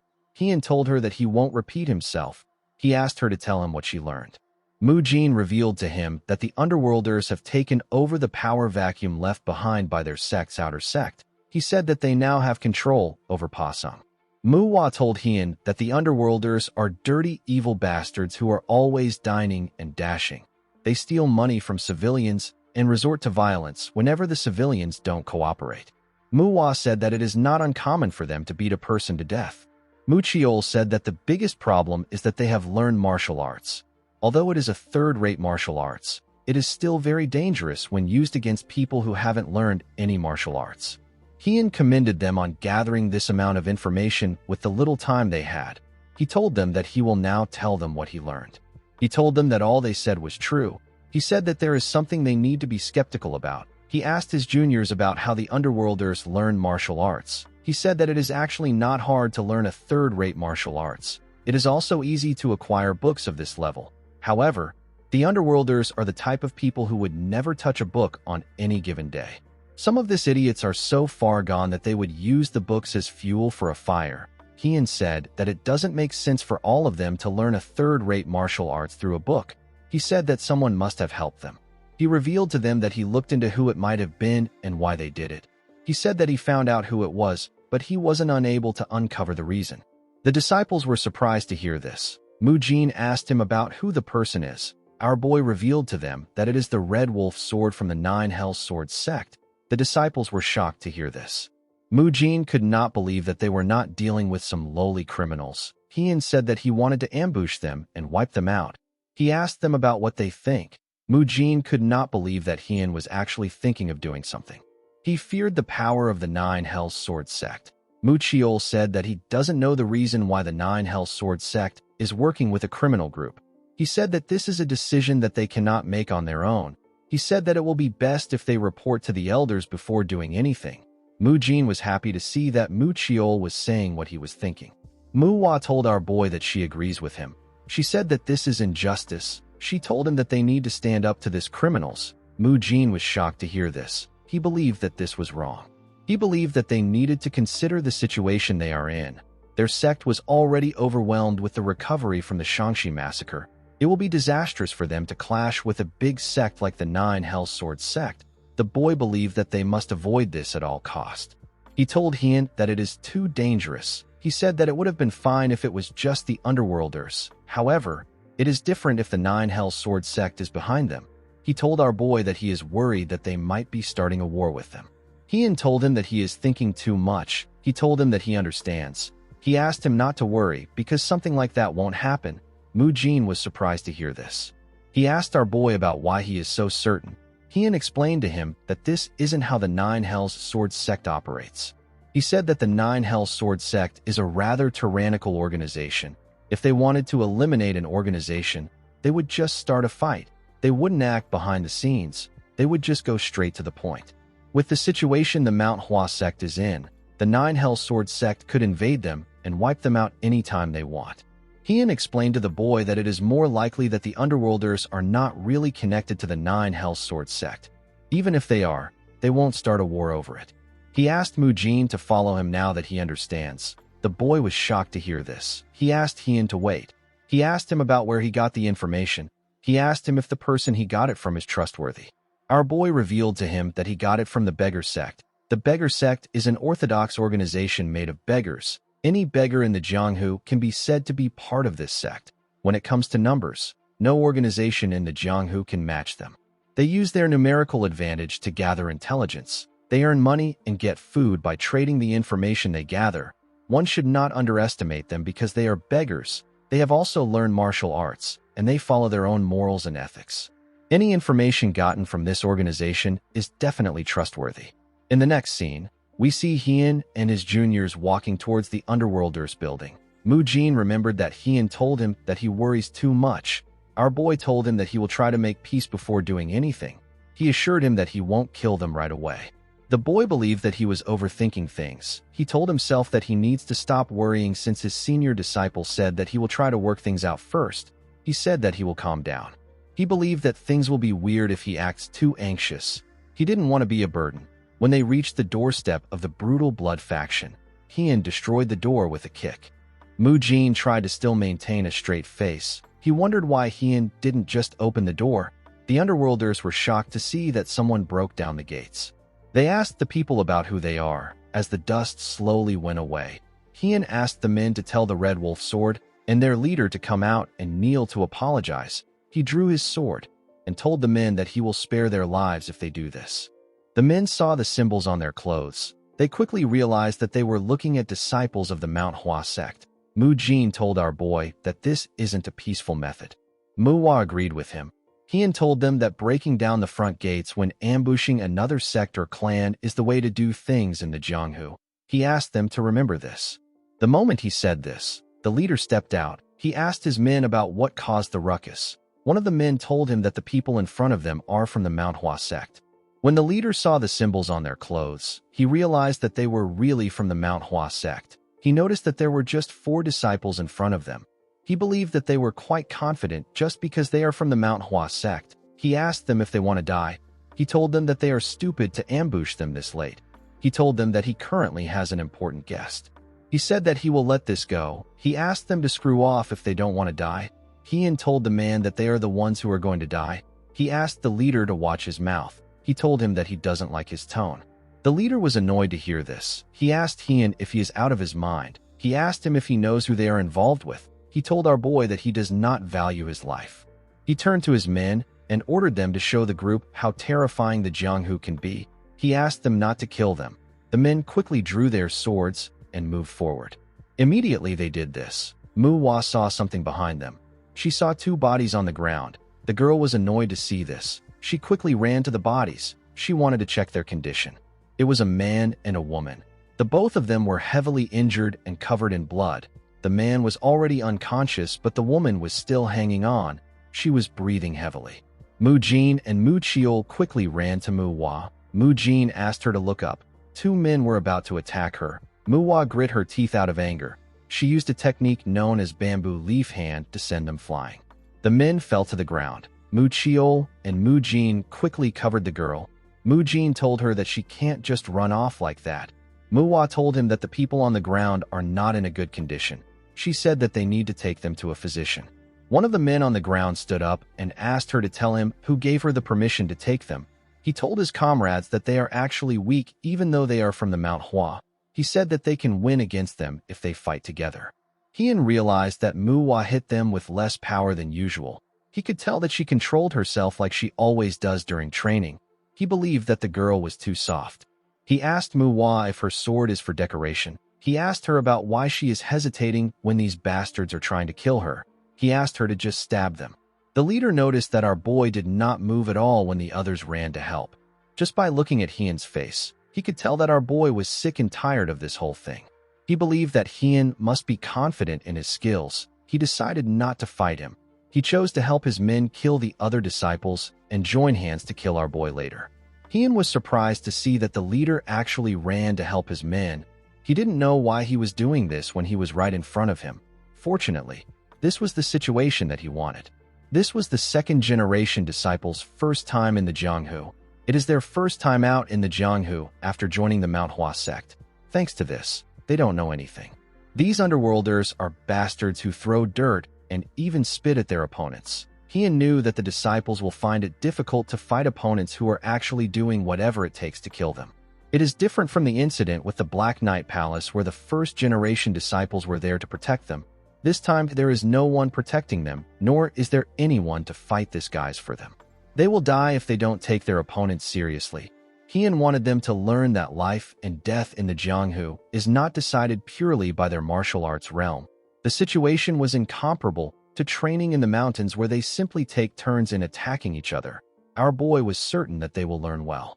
However, things were different for one disciple. Mu Chiol was not struggling much. While he was holding a man's head, another man charged at him. Mu Chiol dropped the man he was holding. He stopped the other man's hand before his sword could reach him. He gave him a punch that knocked him out. The leader was horrified to see the look on Mu Chiol's face. He realized that he couldn't take on the boy. He quickly turned around and ran to Heian. He assumed that he was wrong. He believed that our boy was the easiest opponent. He said that it is common sense to get rid of the weaker ones first before working with others to take down the stronger one. Heian pounded the idiot into the ground. The men were shocked to see that their leader lost. They didn't know what to do. Our boy was stronger than they expected. A man with a cup of liquor in his hand asked them to fight the others. He announced that anyone who can kill the disciples will become the new leader. He asked them to stop being dramatic and finish their job. The men referred to him as the Red Wolf Sword. The juniors were surprised to see that this man was the Red Wolf Sword. Heian told the man that he was wondering when he would show up. The Red Wolf Sword did not expect this. He asked our boy if he knows him. He said that it is an honor that a young disciple of the Mount Huan knows him. Heian revealed to him that he just learned about him yesterday. He told him that he doesn't care about the names of weaklings. The Red Wolf Sword told our boy that a Mount Hua disciple should follow the orthodox way. He told him that he runs his mouth like some demonic martial artist. He threw his cup on the ground and told Heian that he will play with him. He jumped down from the balcony and told Heian that he is going to have to give it his all. Heian asked the man if he is strong enough to take him on. The moment he said this, he appeared behind the Red Wolf Sword. The man was shocked to see this. He did not know when Heian got behind him. Before he could do anything, our boy grabbed his head and slammed it on the ground. The Red Wolf Sword quickly stood up and jumped back to put some distance between himself and Heian. He did not expect Heian to be so fast. He wasn't just missing his movements. He didn't even see his feet move. He wondered why Heian was not using his sword. The Red Wolf Sword told himself that it is impossible for our boy to be on a higher level than him. He said that there must be something else. There was no special reason why Heian did not kill the old man. He just wanted to see his own swordsmanship. It has been a month since he opened his eyes in Mu Wai's body, and he has never missed training once. The research to combine the Mount Hua martial arts and his own martial arts was also in progress. However, there was no way to prove the results of his training and research. The junior disciples weren't strong enough to understand. The elders and the first-generation disciples didn't have time for him. This was what made the old man precious to our boy. Heian knew that the Red Wolf Sword wouldn't reach his expectation, but he will be good for something. The old man disappeared in front of Heian and appeared in the air. He tried to strike our boy from above. Heian easily dodged his attack by moving back. The man turned and swung his sword at our boy. Heian went down to dodge the attack. While he was below him, he hit him with the bamboo leaf hand to push him back. Our boy did not give him the chance to regain his balance. He closed in on him and attacked him with his sword. The Red Wolf Sword was able to dodge it by bending his head. He could not believe that Heian was able to read his steps. He did not expect our boy to be at the level where he can read his steps with the slightest movement. He wondered if the reason he couldn't follow Heian's movement was because of the difference in their levels. The Red Wolf Sword did not want to accept this fact. He told himself that it is impossible. He told Heian that he acknowledges the fact that he is not just some talented prospect. He apologized to him for looking down on him. He took a stance and told Heian that he is going to go all out. Immediately he said this. He fired an energy attack at our boy. His attack took the shape of a huge wolf. Mu Hua and the other disciples were shocked to see this. The girl called out to her senior disciple. Heian cut the wolf down with the falling plum blossom sword. He told the man that the red bud sword technique is fierce, but it has a lot of gaps. He told him that he can tell that he hasn't learned the second half of the technique from his movements. The red wolf sword was surprised to see that Hien knew about the technique. He wanted to question him, but our boy rushed to attack him. The man was able to block the attacks. Hien moved past him.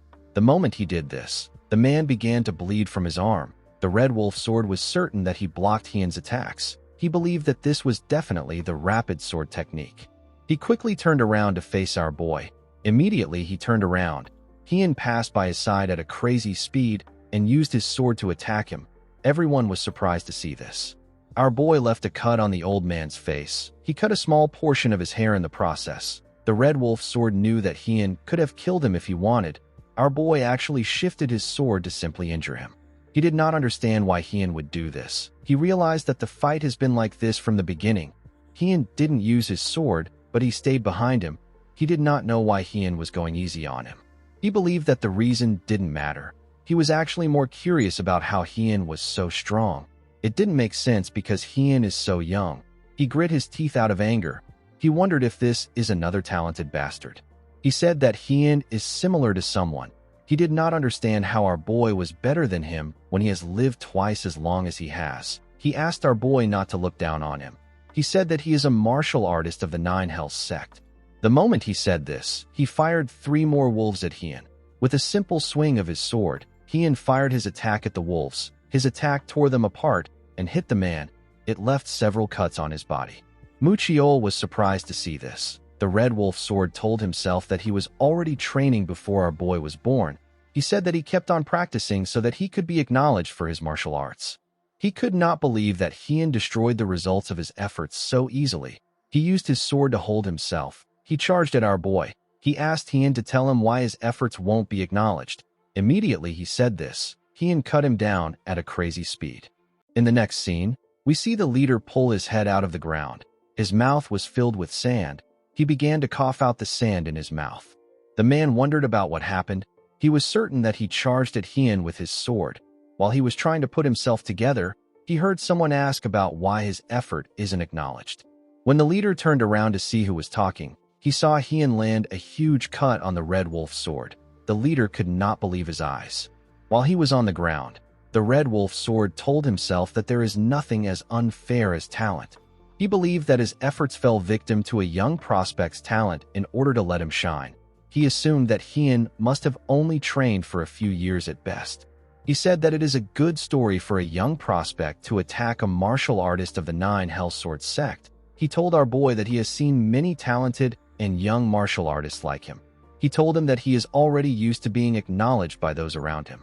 He asked our boy if it felt good to cut him. He asked him to enjoy it as much as he can because he will end up dying like him.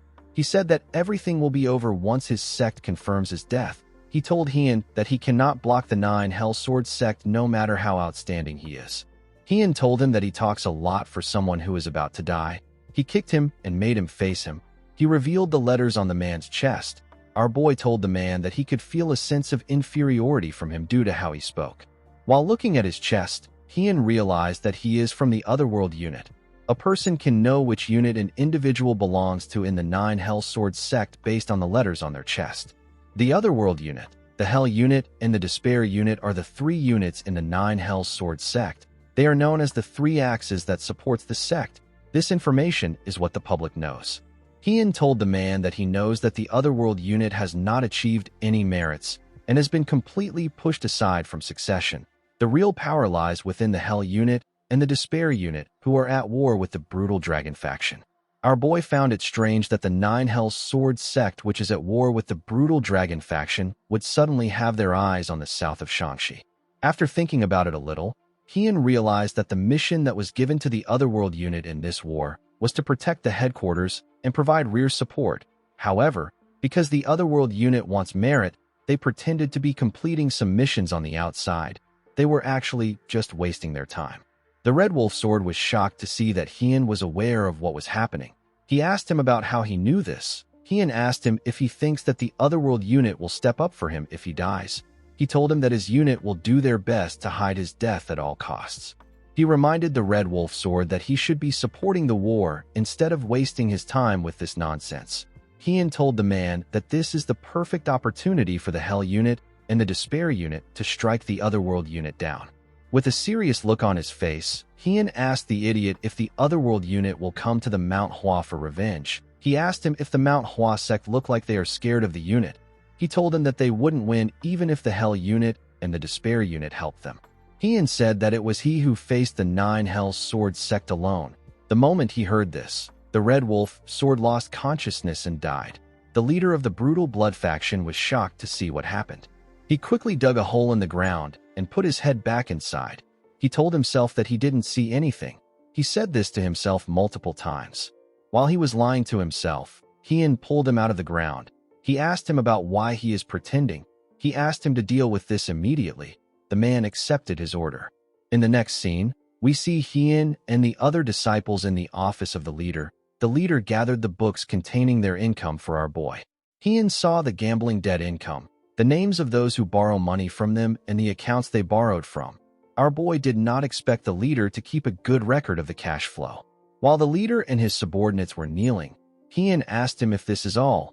The leader said that it is. Our boy ordered him to return all the money they took and extorted to their respective owners. He asked him to also get rid of the gambling den and end his little faction. He asked the man if there are any complaints. The leader said that it will be a bit difficult to accomplish all of this today. The moment he said this, he saw the scary look on Hien's face. The leader kept quiet. Hien told him that he is mistaken about something. He explained to him that the reason he is not killing all of them is not out of mercy. He told him that they are simply trash who should not die. He told him that the victims will not be able to direct their anger at something if they die. Hien asked the men to not think that they can atone for their sins through death. He told them that their sins are heavier than death. He said that it is only right for them to live while atoning to those who they have bothered for the rest of their lives. Hien asked the men if they understand him. They all said that they do. Our boy ordered everyone to get started. He told them that they need to be proactive to finish it today. He asked the leader to stay behind. He asked his juniors to make sure the men are properly tearing things down and returning the money. Manhwa asked her senior disciple about what he is going to do. Hien told her that he has something else to do. The girl asked him if he is going to drink again like last time. Hien asked her if he looks like a person who can drink anytime he wants. Manhwa told him that he looks like someone like that. Our boy asked her to focus on her mission. Manhwa glared at him as she walked out of the room. She asked him not to worry. She said that they will be fine. Hien did not expect the girl to see through him. Fortunately, he wasn't going to drink this time. He wanted something else. The leader asked Hien about why he asked him to stay. Our boy stood up and asked him not to hide it. He told him that he can't fool his nose. While drooling, Hien asked the man to lead him to where the tuber fleece flower is. In his last life, Hien went around looking for rare opportunities in order to get stronger. He didn't have any sect to support him, and he also didn't have enough money to obtain elixirs. Because he didn't have money, he looked for these opportunities by himself. These items are rare for a reason. A person couldn't just find them by looking for them. You have to stumble upon them accidentally. While Hien was resting after training, he coincidentally discovered the tuber fleece flower. He discovered the flower after spending 7 years looking for a rare opportunity. The tuber fleece flower he acquired in his past life tasted bitter, and it had a drab scent of dirt. It was a scent that Hien couldn't forget. The leader took our boy to their basement. Hien noticed that the scent of the fleece flower he faintly smelled earlier is getting stronger now that they have gotten close to it. The leader told Hien that it is a 200-year-old tuber fleece flower. He revealed to him that they obtained it accidentally and have stored it for a while. He said that he had forgotten about it because of the chaos. He told Hien that he is truly different to be able to smell and recognize it. He revealed to him that the Red Wolf sword was originally going to take it. He said that the herb has now found its true owner. Hien stepped into the treasury and commended the man on his work. He asked him to go up to finish his work. The man accepted his order.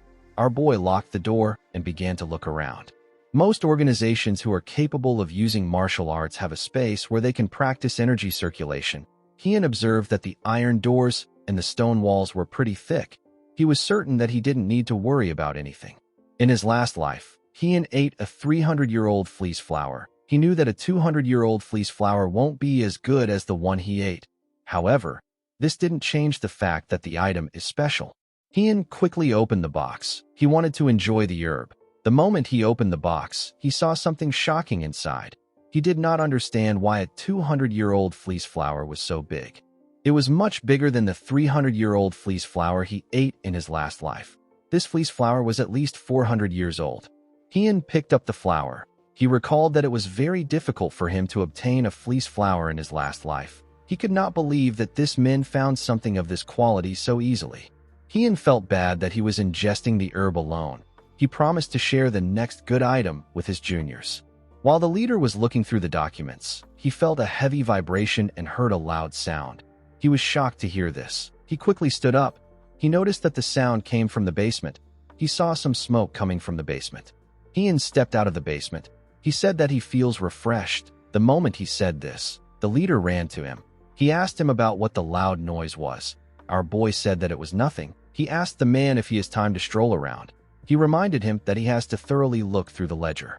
The leader told him that this was what he was doing before he came down. Hien turned around and told him that he will check it later to see if he returned the money. He asked him to make sure to do it properly. The leader bowed his head and asked Hien to have a safe trip. He watched our boy as he walked away. He called him a bastard and said that he speaks in a rude manner. He turned to the basement. He wondered why there was smoke coming from the basement. He knew that the building was too damaged for nothing important to have happened inside. However, the man didn't care. He knew that the building would have eventually been destroyed either today or tomorrow. He did not think that it mattered. The leader was a bit curious about what the fleece flower did to Hien for this to happen. The scene shifts, and we see the gang members breathing heavily. They were all tired from destroying something with sledgehammers. While they were breathing heavily, Muchiol moved close to them. With a serious look on his face, he reminded them that the sun is going to rise soon. He asked them if they have time to rest. The men quickly stood up. Manhwa asked them to break everything down.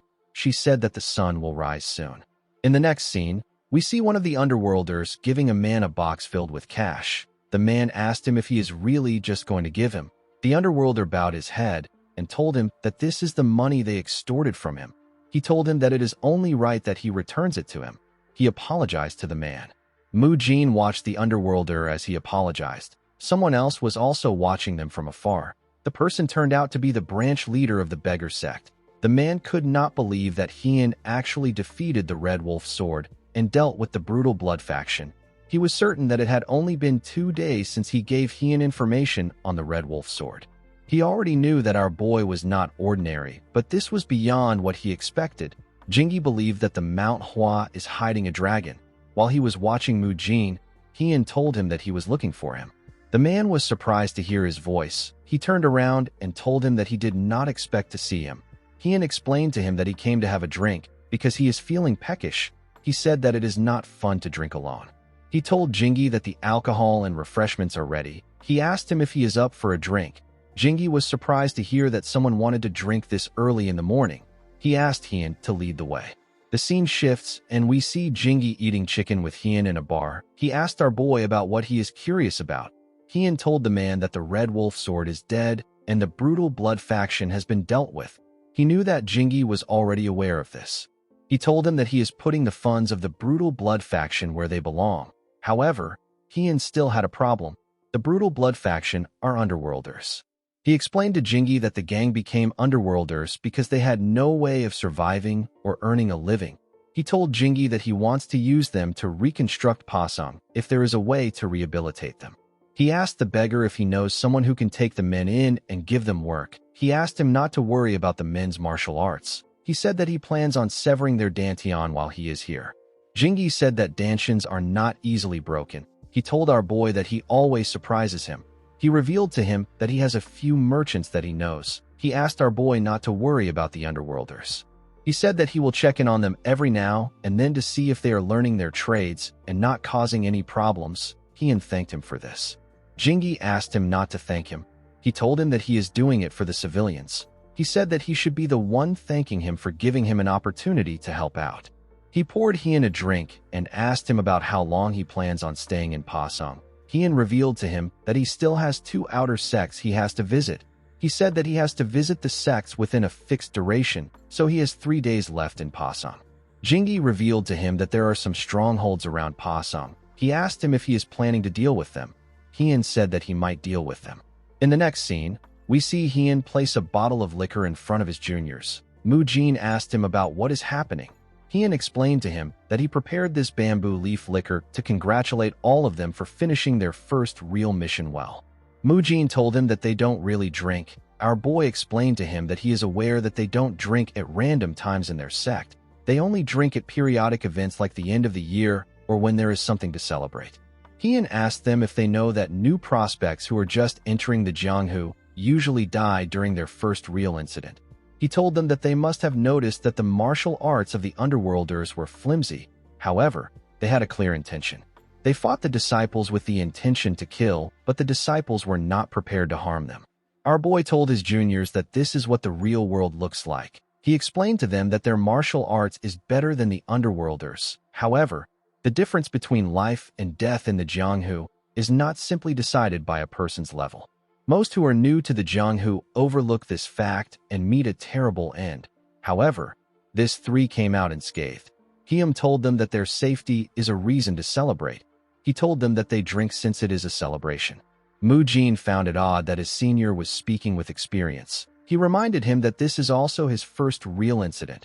Our boy told him that he is right. They all raised their cups and congratulated themselves for safely completing their first mission in the Jianghu. After taking a sip of the drink, Manhwa said that the bamboo leaf liquor is delicious. Mu Jin agreed with her. He said that it is not bitter even though it is alcohol.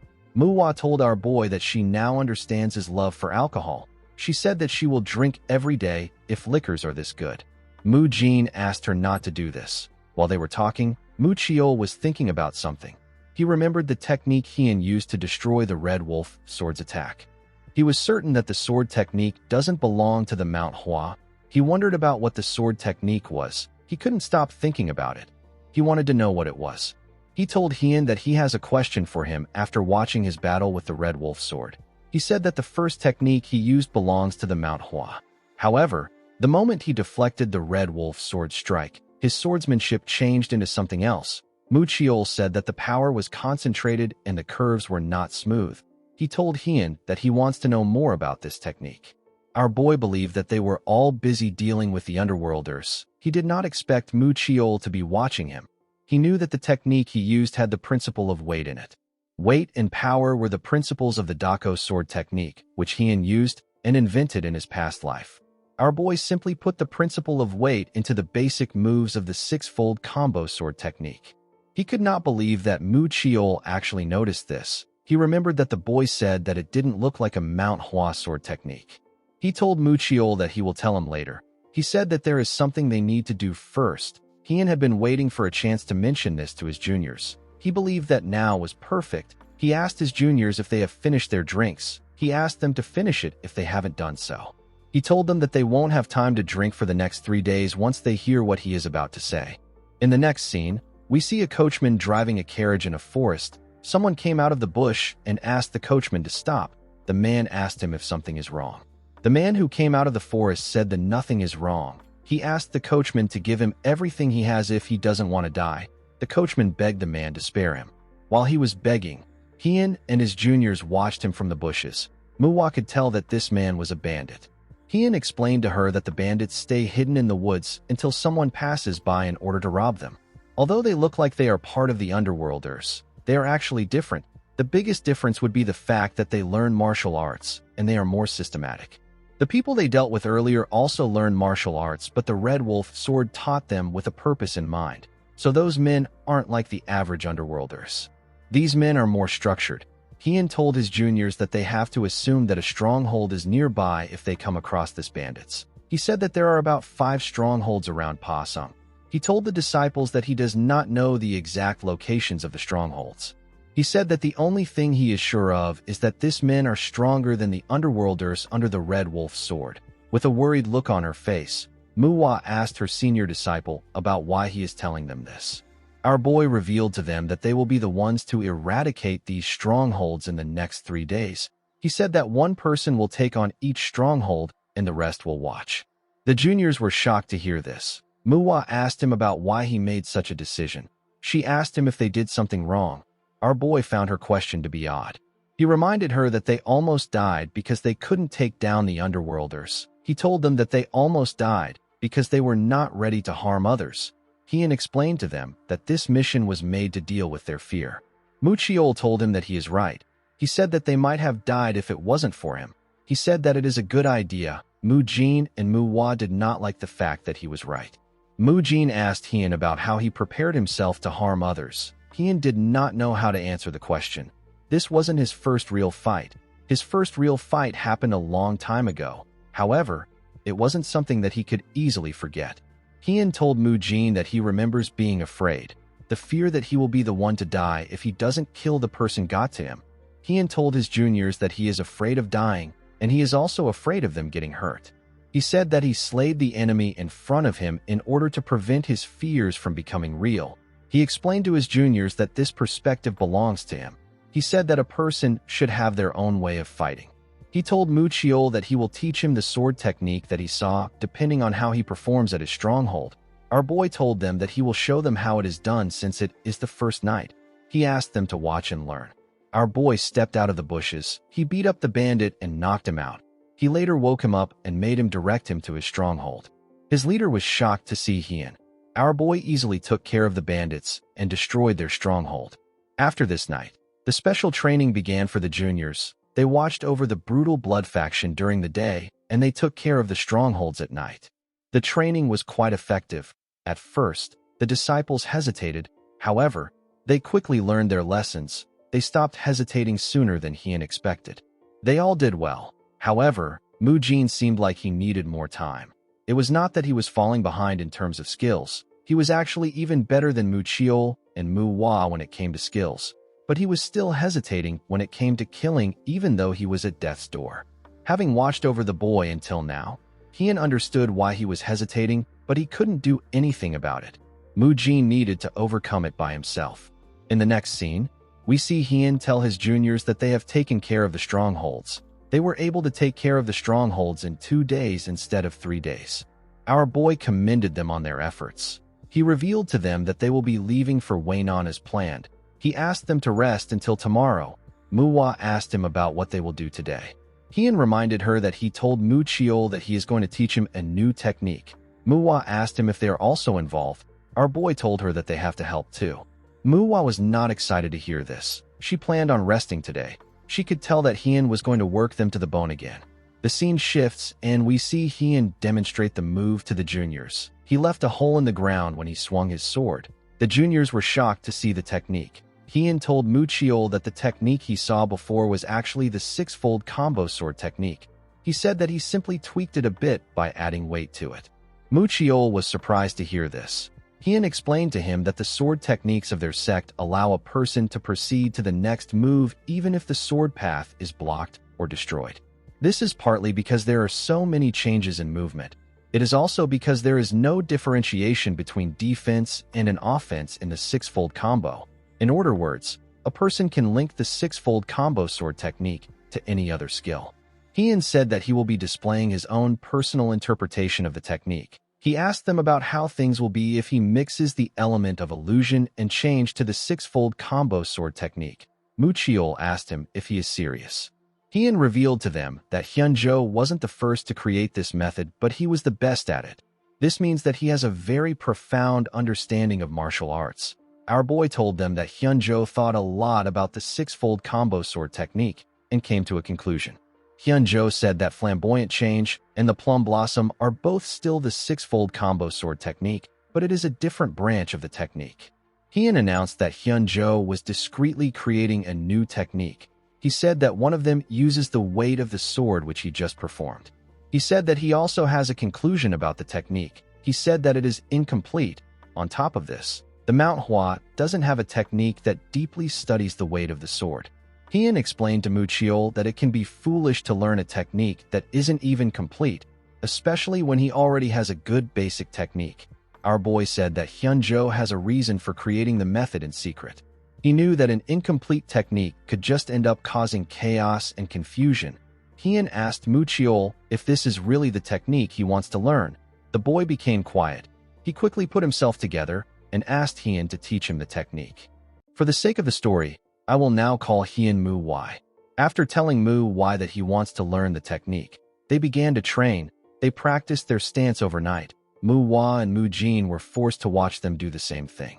Manhwa was tired of watching them. She gently called out to Mujin. She suggested that they should run. Mujin was surprised to hear this. Manhwa corrects Muchiol by telling him that he has been wielding his sword with the principle of illusion. He asked him to forget the principle of illusion that he knows and focus on the principle of weight. He advised him to think about the difference between how they use their swords. While sweating heavily, Muchiol said that he understands. As the boy practiced his sword technique, Mujin and Manhwa walked down the hill. They said that they wanted to go watch the underworlders. In the town, we see a man asking his subordinate to move faster. He told him that he won't be able to get things done at his current pace. The subordinate was an underworlder. He told his master that his back and the area around his stomach has been aching him since yesterday. Manhwa saw that there were no issues in the town. She recalled that her senior disciple told her that those who became underworlders had no other choice but to walk that path. If they are given the opportunity, they would actually work hard. Manhwa did not expect it to be true. She believed that all underworlders were trash. She assumed that the underworlders were acting nice because they knew that she was watching them. Manhwa wasn't really bothered about this because the underworlders could no longer use martial arts anymore. The girl believed that Mujin must be watching the underworlders too. She decided to end things and go back to the inn to rest. She told herself that she has done what she needs to do. She believed that she deserved to rest because she has worked hard for a few days. The moment she turned around, someone called out to her. Manhwa quickly drew her sword when she turned around. She saw a woman and a child. She recognized the woman. She remembered that she was the one that she saved at the brutal blood faction. The woman apologized to her for surprising her. She introduced the little girl she was holding as her younger sister. Her name is Young. She asked Manhwa to say hi to her. The girl quickly put her sword away. She asked the woman about how her wound is. She apologized to her for scaring her younger sister. She explained to her that she is a bit sensitive because she has been working for a while. While she was talking, Young thanked her for saving her sister. Manhwa was surprised to hear this. She became emotional. She could not believe that the little girl was thanking her. She asked herself if this is why chivalrous fighters exist. Manhwa felt like crying. The woman explained to her that her big wound healed quickly. She told her that they were able to carry out their father's funeral thanks to her. Manhwa did not expect to hear about her father. She quickly realized that it was the man who was lying next to the woman. Manhwa put her hands together and bowed her head. She apologized to her for not being able to help earlier. She hoped that their father rests in peace. The woman asked the girl not to apologize. She told her that she did not bring up the topic to get an apology. She said that she is actually thankful. She thanked Manhwa for saving her and not letting her little sister live alone. Young stared at Manhwa as her eyes shined brightly. She told Manhwa that she wants to be a chivalrous fighter when she gets older. Manhwa became emotional when she heard this. She began to cry. The woman did not understand why she was crying. Manhwa told Young that she can also do it when she gets older. The little girl asked her if she is serious. While crying, Manhwa told the little girl that she will become an even greater fighter than her. The woman asked the girl if something is wrong. She asked her if she is hurt somewhere. Manhwa told her that it is nothing like that. At night, we see the lights in the town shine brightly. Inside the inn, we see Mujin sitting on the ground. He seemed to be thinking about something. The next day, we see Manhwa breathing heavily. She asked Manhwa to slow down. She did not understand why he was walking so fast. Manhwa told her that he is not walking fast. He told her that she is the one who is slow. He asked her if she has become relaxed after resting for a day.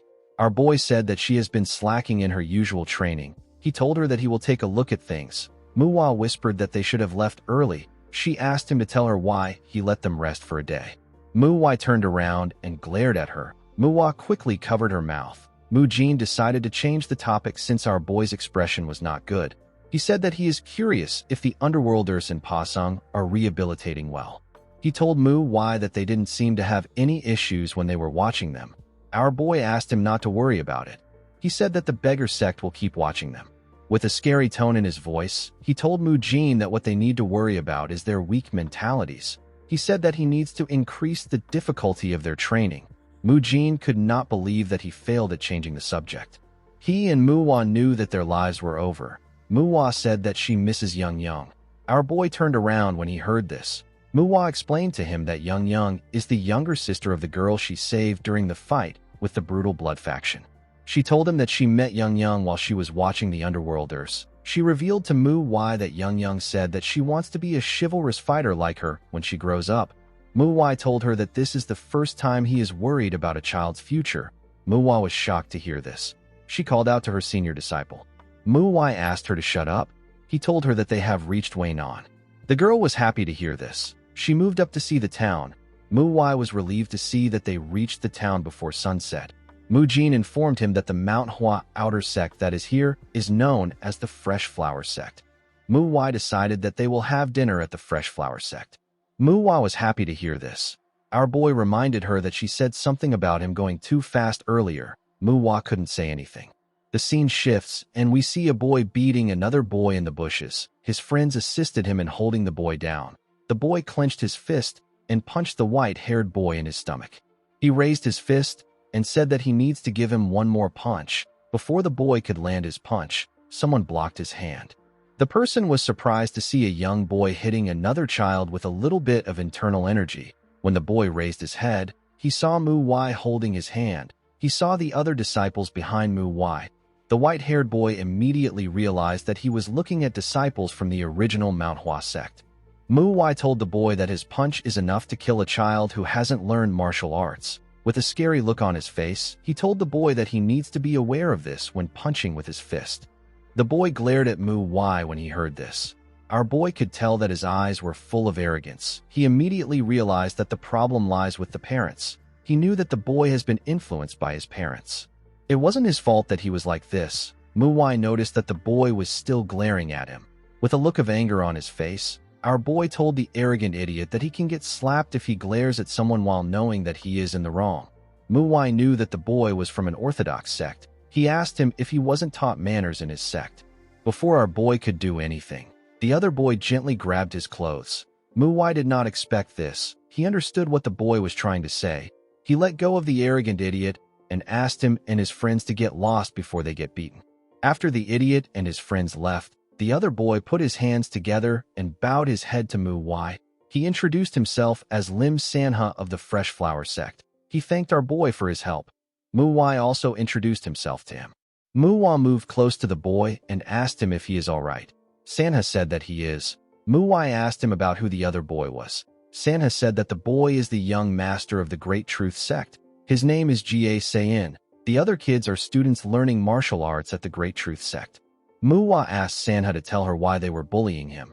The boy told her that their sect has never been on good terms with the Great Truth Sect. Recently, the boys found out that their sect was weaker than the Great Truth Sect.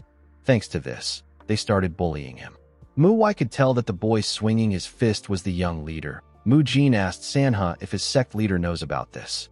Sanha told him that he does. He said that he used to fight back and beat the boys before. The Fresh Flower Sect leader went to the Great Truth Sect to talk about the fights. However, when he got there, the Great Truth Sect leader told him that his students wouldn't do something like that without a reason.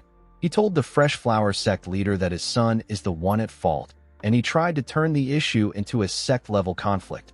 Because the Fresh Flower Sect leader didn't want a war between the two sects, he backed off. Mu Wai realized that the Fresh Flower Sect will likely face its downfall if it fights against the Great Truth Sect. He asked Sanha if the best his sect could do was to make sure that the Fresh Flower Sect doesn't have a reason to invade them. He realized that this was why Sanha stopped him earlier. The boy was worried that it might lead to a fight between the two sects. This was why he let them beat him up. Sanha told Mu Wai that he is right. Mu Wai could not believe that an outer sect of their sect is being treated like this.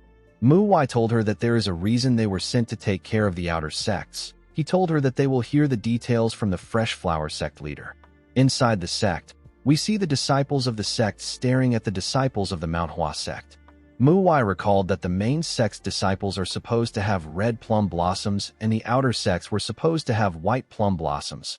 He noticed that the disciples of the sect all have white plum blossoms embroidered onto their clothes. A man walked up to them and told them that he has been waiting to hear from them. Mu Wai bowed his head and introduced himself to the man. He thanked him for the warm welcome. The man bowed his head and introduced himself as Lim Muguk. He is the sect leader of the Fresh Flower Sect. Muguk told our boy that he heard about how they took the brutal blood faction down in one night. Mu Wai said that rumors in the Jianghu are actually exaggerated. He told him that it did not happen overnight. Muguk told him that the important thing is that they took care of the brutal blood faction. He asked Sanha if he was the one who brought them there. Sanha said that he was. Muguk commended his son for what he did. He asked the group to follow him inside. Muwai noticed that he had a weird look on his face. Muguk served them some tea. Mu Chiol told him that the scent of the tea is deeper than that of the plum blossom tea from the Manhwa. Muguk said that it is not as good as the Manhwa's tea. He said that he still hasn't forgotten the taste of the plum blossom tea. He said that he would like to visit again sometime. He told them that he wanted to let them rest first. Muwai told him that it is all right. He revealed to him that the sect leader asked them to take care of the outer sects. He said that they don't need to waste time. He asked Muguk to tell him how the Fresh Flower sect is doing. Muguk told him that they are in a difficult position. Our boy asked him if it is because of the Great Truth sect. Muguk explained to him that they were never on good terms with the Great Truth sect, but they weren't any large problems in the past. This was because they were equal in power. Muwai asked him if things has been different since the Shangxi massacre. Muguk told him that he is right. Ever since the Great Truth sect learned about the damage they suffered, they began to act bolder. They have been getting in their way whenever they can, and now they are intervening in their interest and provoking them. Muguk knew that the young leader of the Great Truth sect was bullying his son. He said that his son has suffered today again. Mu Jin was surprised to hear this. He asked him if he already knew. Muguk said that his son was trying to hide it, but he could tell. He told them that he wants to confront them with his sword, but this would be exactly what the Great Truth sect wants. They want to take over their sect through any means possible. Muguk said that there is nothing he can do even though his son came home after getting bullied. The man felt like he failed as a father and as a sect leader. Mu Jin asked him about why he didn't ask the Mount Hua for help. Muguk told him that he is aware of the situation the main sect is in. He said that he wanted to ask for help once the main sect has recovered a bit. He told the group that he is relieved that they are here now. He said that he could feel their determination and spirit. He told them that the fact that disciples of the Mount Hua visited them will deter the Great Truth sect. Mu Wai told him that he doesn't believe in them. With a smile on his face, Mu Jin told the sect leader that he agrees with his senior disciple. The moment he said this, he turned to Mu Wai. Our boy told the sect leader that he wouldn't have made that face to his son earlier if he believed in them. Mu Wai and Mu Chiol wondered about which face the sect leader made. Muguk told Mu Wai that he is seeing things. He said that if he doesn't trust the disciples of the Mount Hua, it means that he doesn't trust the Mount Hua itself. He told our boy that it does not make sense that a mere outer sect leader wouldn't trust him. He said that he wants to talk more, but he has to treat them to dinner now that the sun has gone down. He asked the group to follow him. Mu Wai was annoyed to see that the sect leader was turning them down even though they offered to help.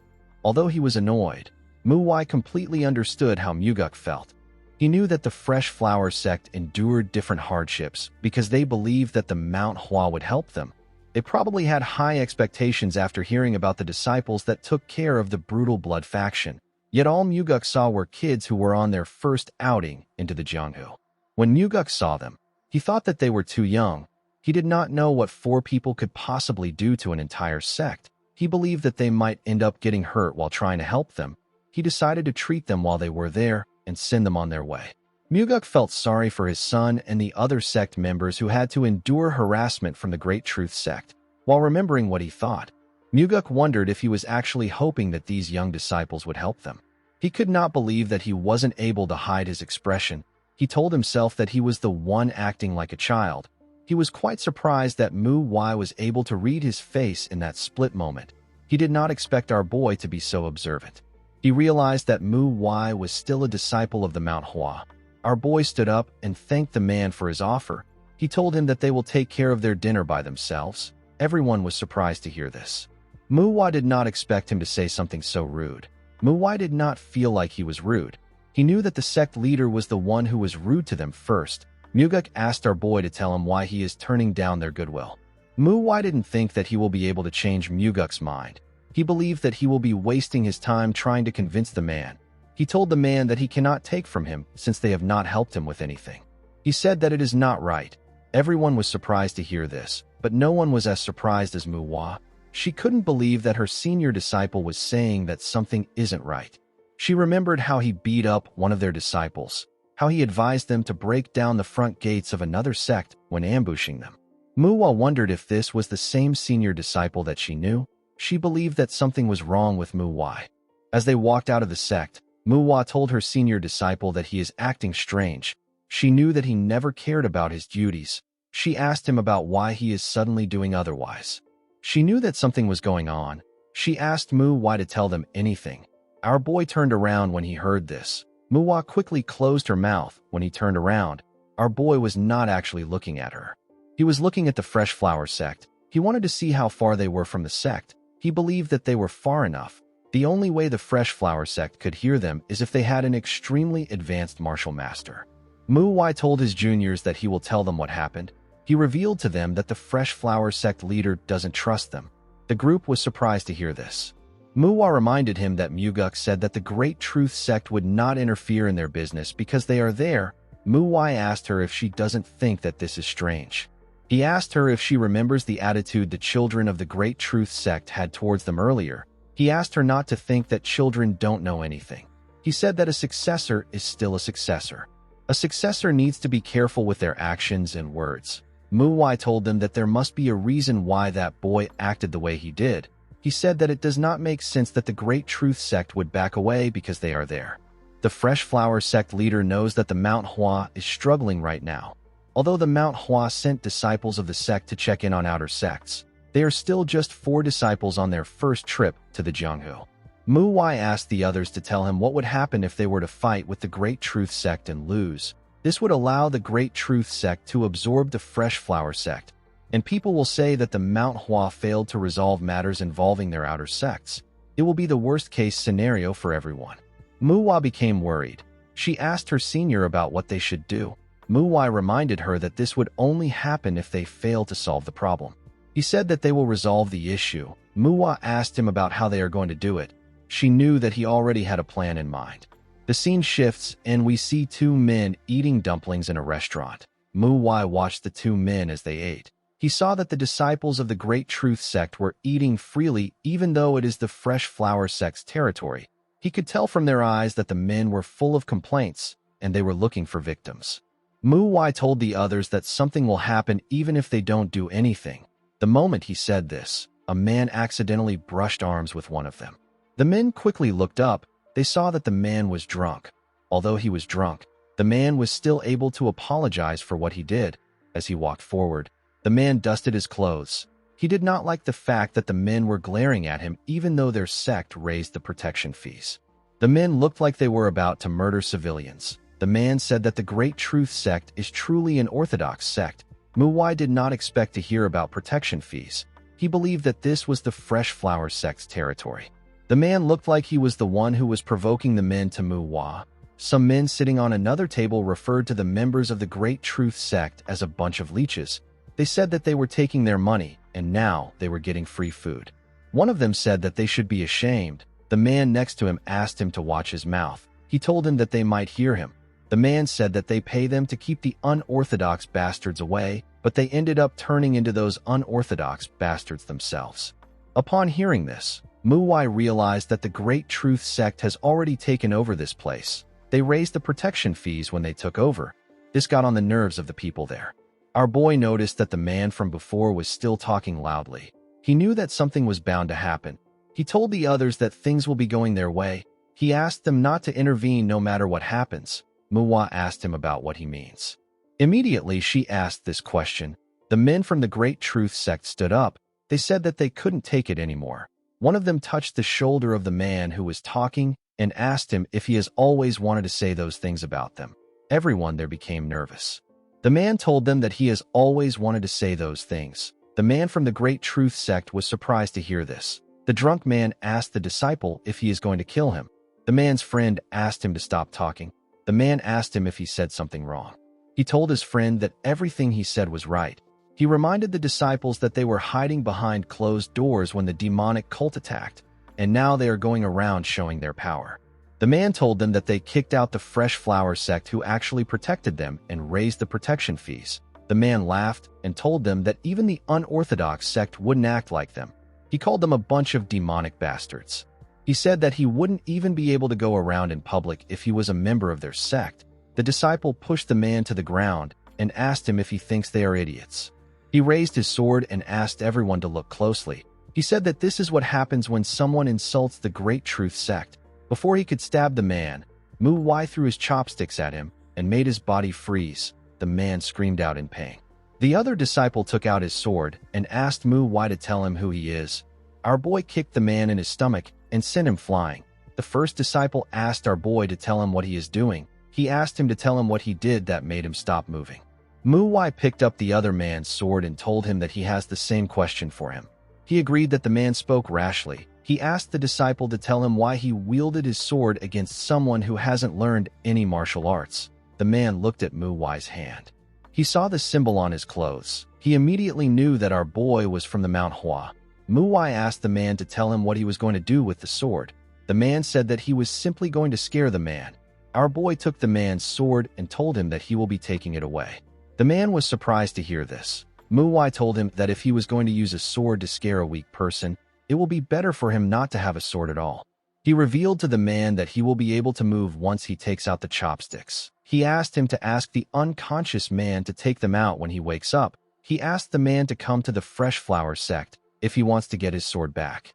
The man asked Mu Wai if he dares to interfere in the Great Truth Sect's business. He told our boy that he is trying to start a fight. Mu Wai glared at the idiot when he heard this. He told him that even his sect leader wouldn't dare say something like that. He asked him if he is taking the Manhwa lightly. The man became nervous. He said that he didn't mean it. Mu Wai told him that he meant it because this is how he has always been speaking. He explained to the man that he wasn't going to do anything more than this, but he has pushed him. He told the man that there is only one way for him to be forgiven.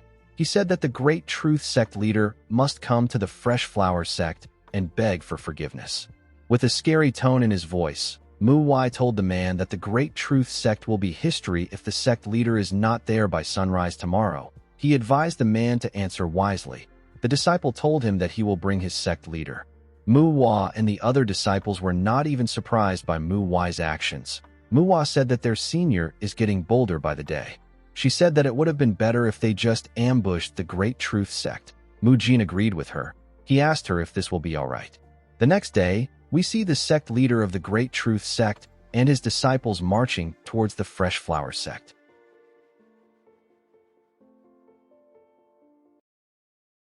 Guys, we have come to the end of our video. If you guys want more of this recap, let me know in the comments section. Don't forget to like and smash that subscribe button for more recaps. See you guys later.